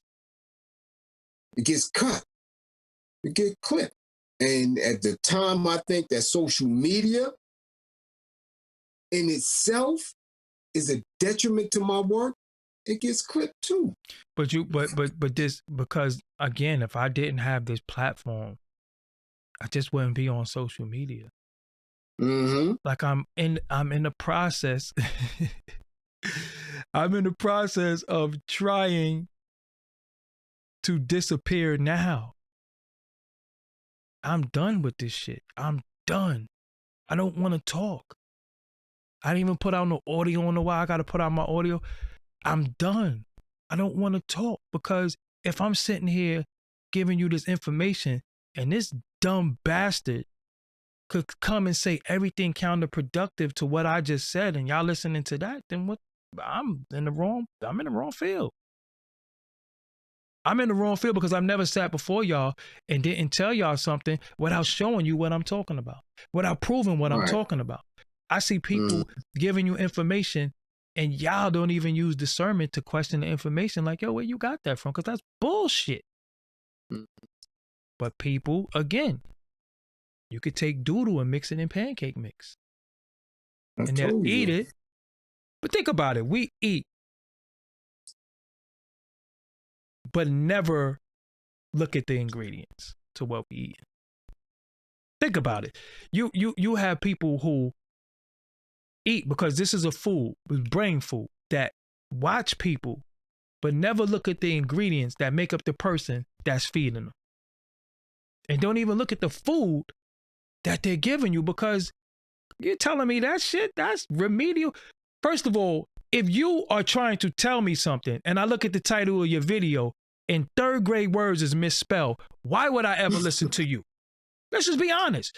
You can't even spell third grade words. What could you tell me? There's a such thing as a misspelling, yes. But then we have something called autocorrect that shows you that it's misspelled. You have people who mispronounce words. You have people, but then again, it's all off of emotionalism. And we love emotion. We love to go outside with our fists in the air, ready to fight. And then when we hear a gunshot, what do everybody do? Yeah. Run. Yeah. So it's easy to mobilize people. The late great Kwame Ture, formerly known as Stokely Carmichael, said, yo, we mobilize, but we not organized. So it's easy for me to say, yo, fuck that. Yo, I'm going in on this person. And y'all love it. Y'all love it. But where's the organization? So when I did Drink Champs, what people say, they talk to me about Vlad. I'm like, battling him for 12 years and y'all still loved him. Nori was going on there too. He still ain't lose. He's still at 4 million up.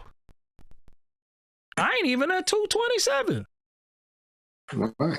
So I have to 4,000 yet. That's what I'm saying. So again, you just certain fights that I ain't fighting that fight. Yo, I'm not fighting. It's a weird space. Yeah, I'm not fighting. I'm not fighting that fight right now. The work is more important. Yeah, but and I don't care what tool or vehicle that I use. I want to say this to you though. This or something else. I want to say this. Do you lose your sanity trying to save crazy people? No. And with that, that's it. So that's why I put out there saying our bills is going to be members only, or our bills are going to be Patreon only. You got people that, and I wasn't even serious about that. I just wanted to see what the response would be. You had people who came and say, yo, your content ain't worth paying for. You had people who came and say, bye. You had people say, oh, you a doodle and all this other shit. And I'm like, damn, because we have to change the way we deliver the message. When certain things don't convey, it's like a coach, right? When you coach your team and your players ain't listening to you no more and you ain't winning no games, you got to change your coaching strategy. That's all I'm doing. I'm changing the way the message is delivered, because again, when I go live and we go live, I want 10,000 people in the room. I want all that too. You understand what I'm saying?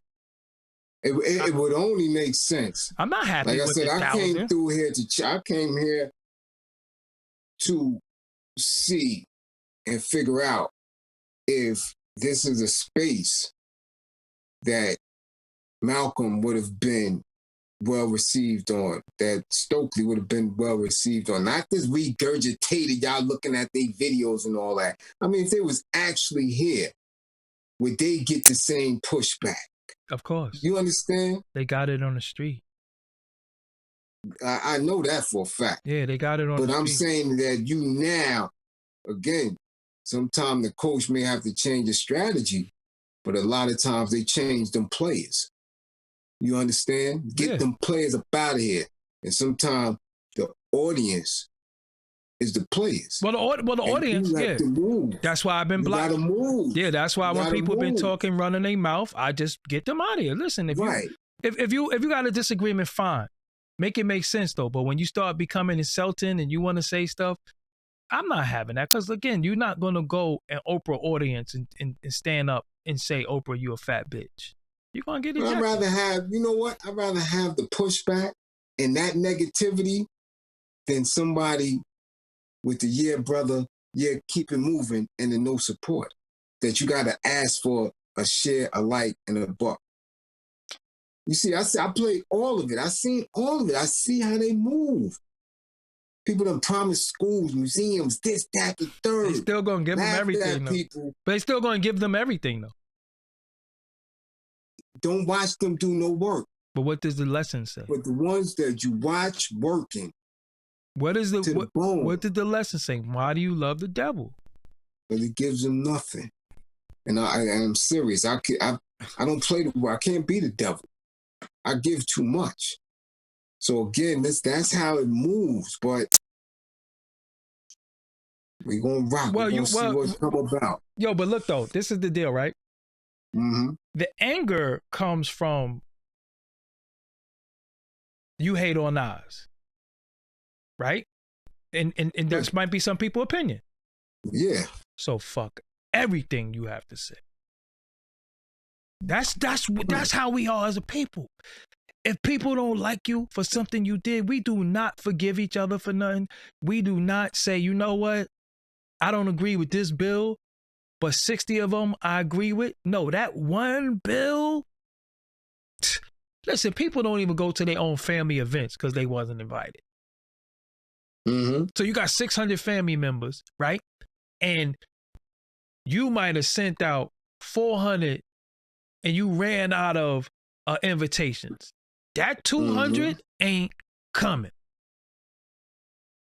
That's just how we are. We forgive everybody but each other.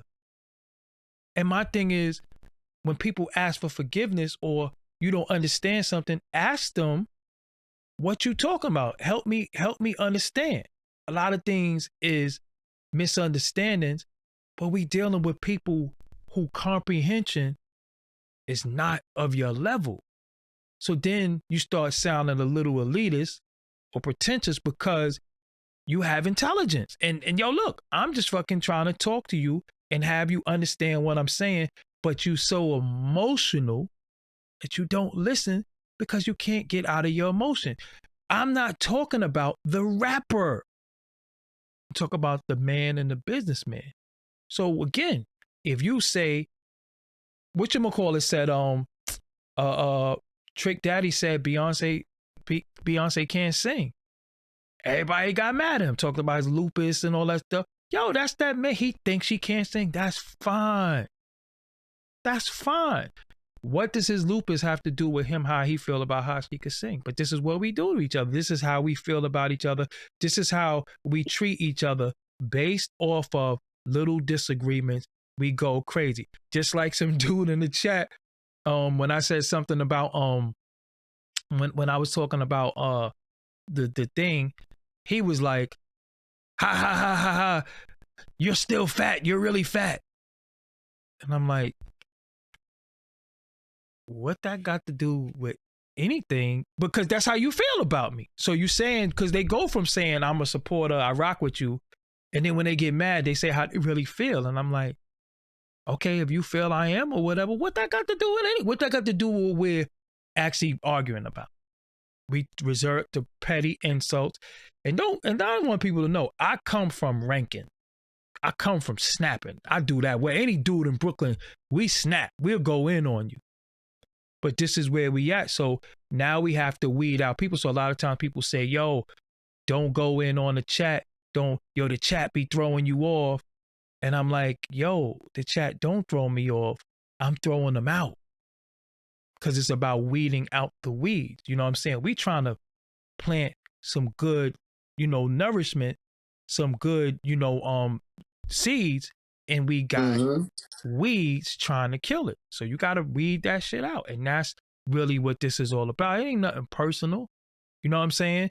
And even if you have even if you have a disagreement, you don't gotta be disrespectful. But look how disrespectful people been.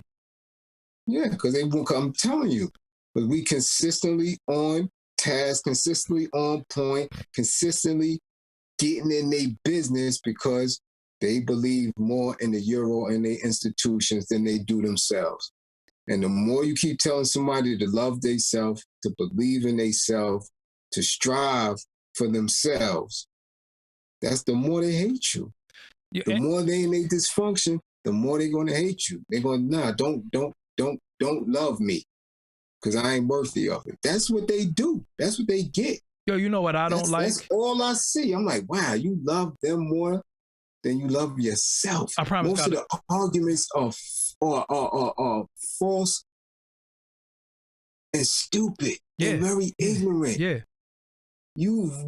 People don't listen to themselves and don't pull back the layer. Yo, you know, we're telling you that you are the best that has ever touched this earth. And they telling you, no. They stuff is better. No, y'all not right. Like, what? What? Consistently.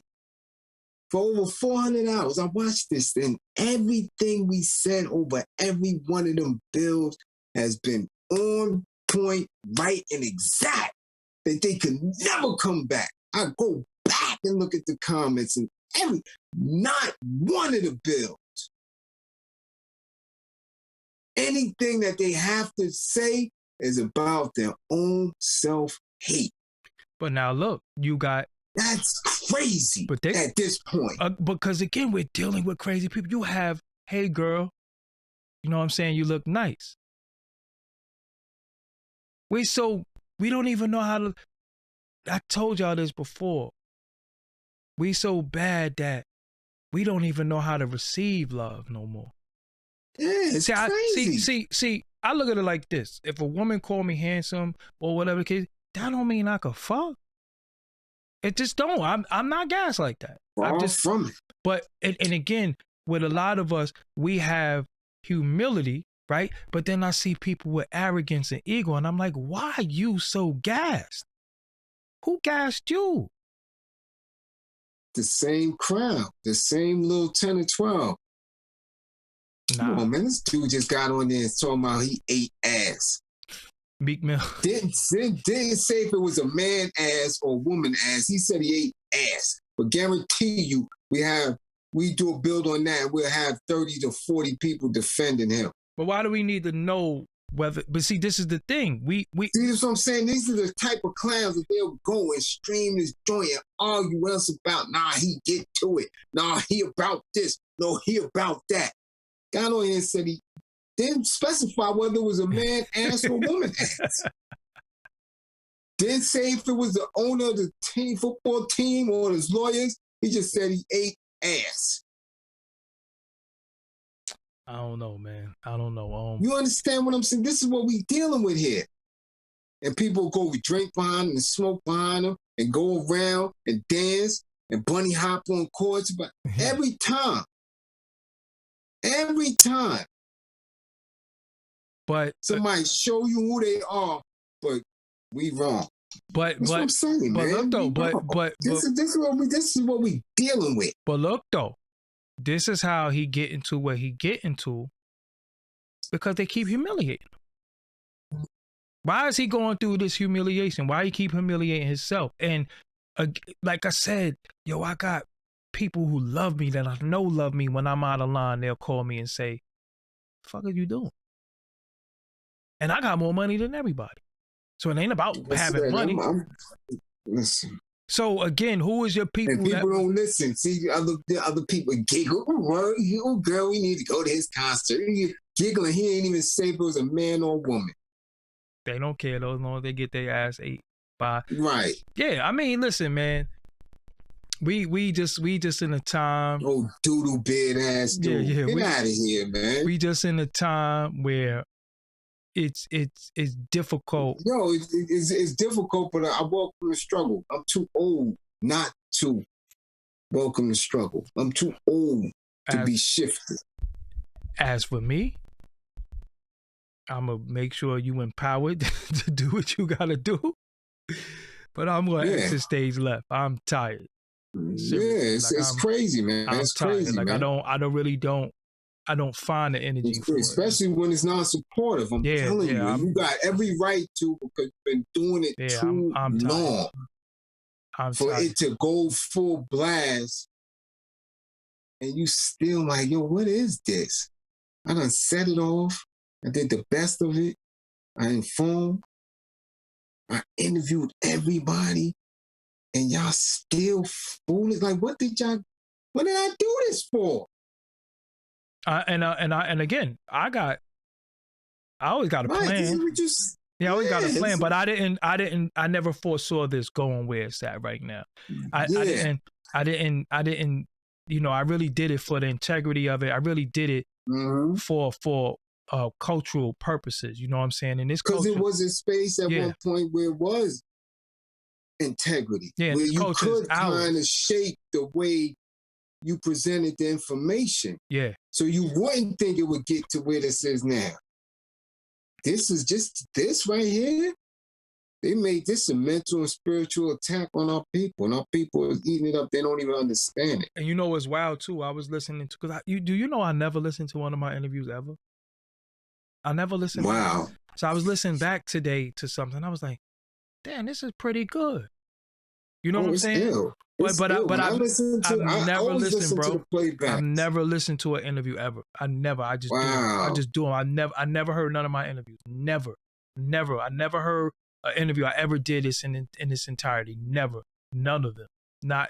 Man, you gotta go back to some of them, man. Some of them are fire. Yeah. So like, ooh. So sometimes I just listen when I'm doing it, and that's it. I just always think about the next thing. But what this has become is what they allowing us to do. Because remember, at any given time, they could push the lights out on a lot of us. But that's why they pushing through a lot of dysfunction. You're gonna see more channels. You're gonna see more people. Over the past week.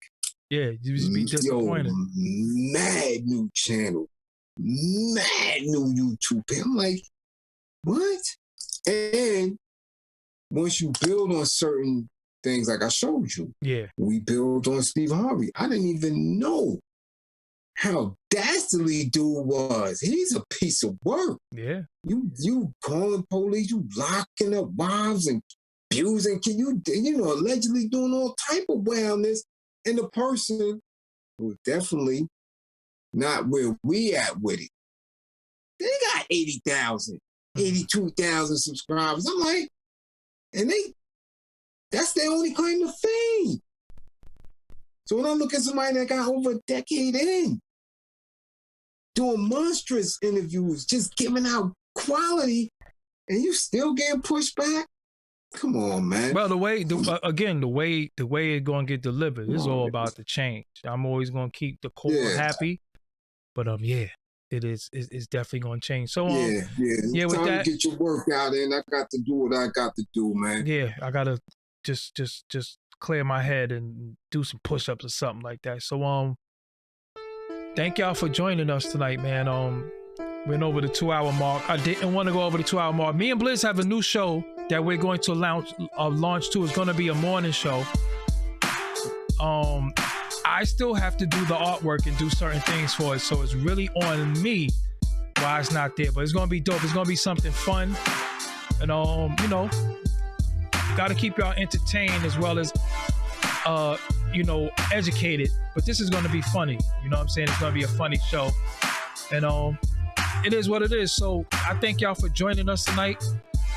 Hit the like button on the way out. If you even left a comment, come back on and comment again. If you comment in the chat room, that's fine, but come back on and leave a comment. Blizz, I'm gonna sign you out. Peace. Yeah, I'm gonna and then come back on and leave a comment. Hit the like button. Make sure you hit the share. Make sure you hit the share. That's very, very important. But that like is very, very important. So the thing that I'm working on, I have to sit down and do these graphics, but it's gonna be funny. I'm gonna launch the name and everything soon. I'm gonna get that done before this week is out. And man, I appreciate y'all. You know what I'm saying? I appreciate y'all that appreciate us. You know what I'm saying? So with that, but the show is not going to be a long live stream. It's gonna be, if I tell you about it, then I'm gonna give it away. But yeah, I'm gonna work on that. You know, so it is what it is. New content coming out tomorrow morning. 2 new interviews, 3 new interviews tomorrow morning. So with that, I am Doggie Diamonds. Until next time, peace out.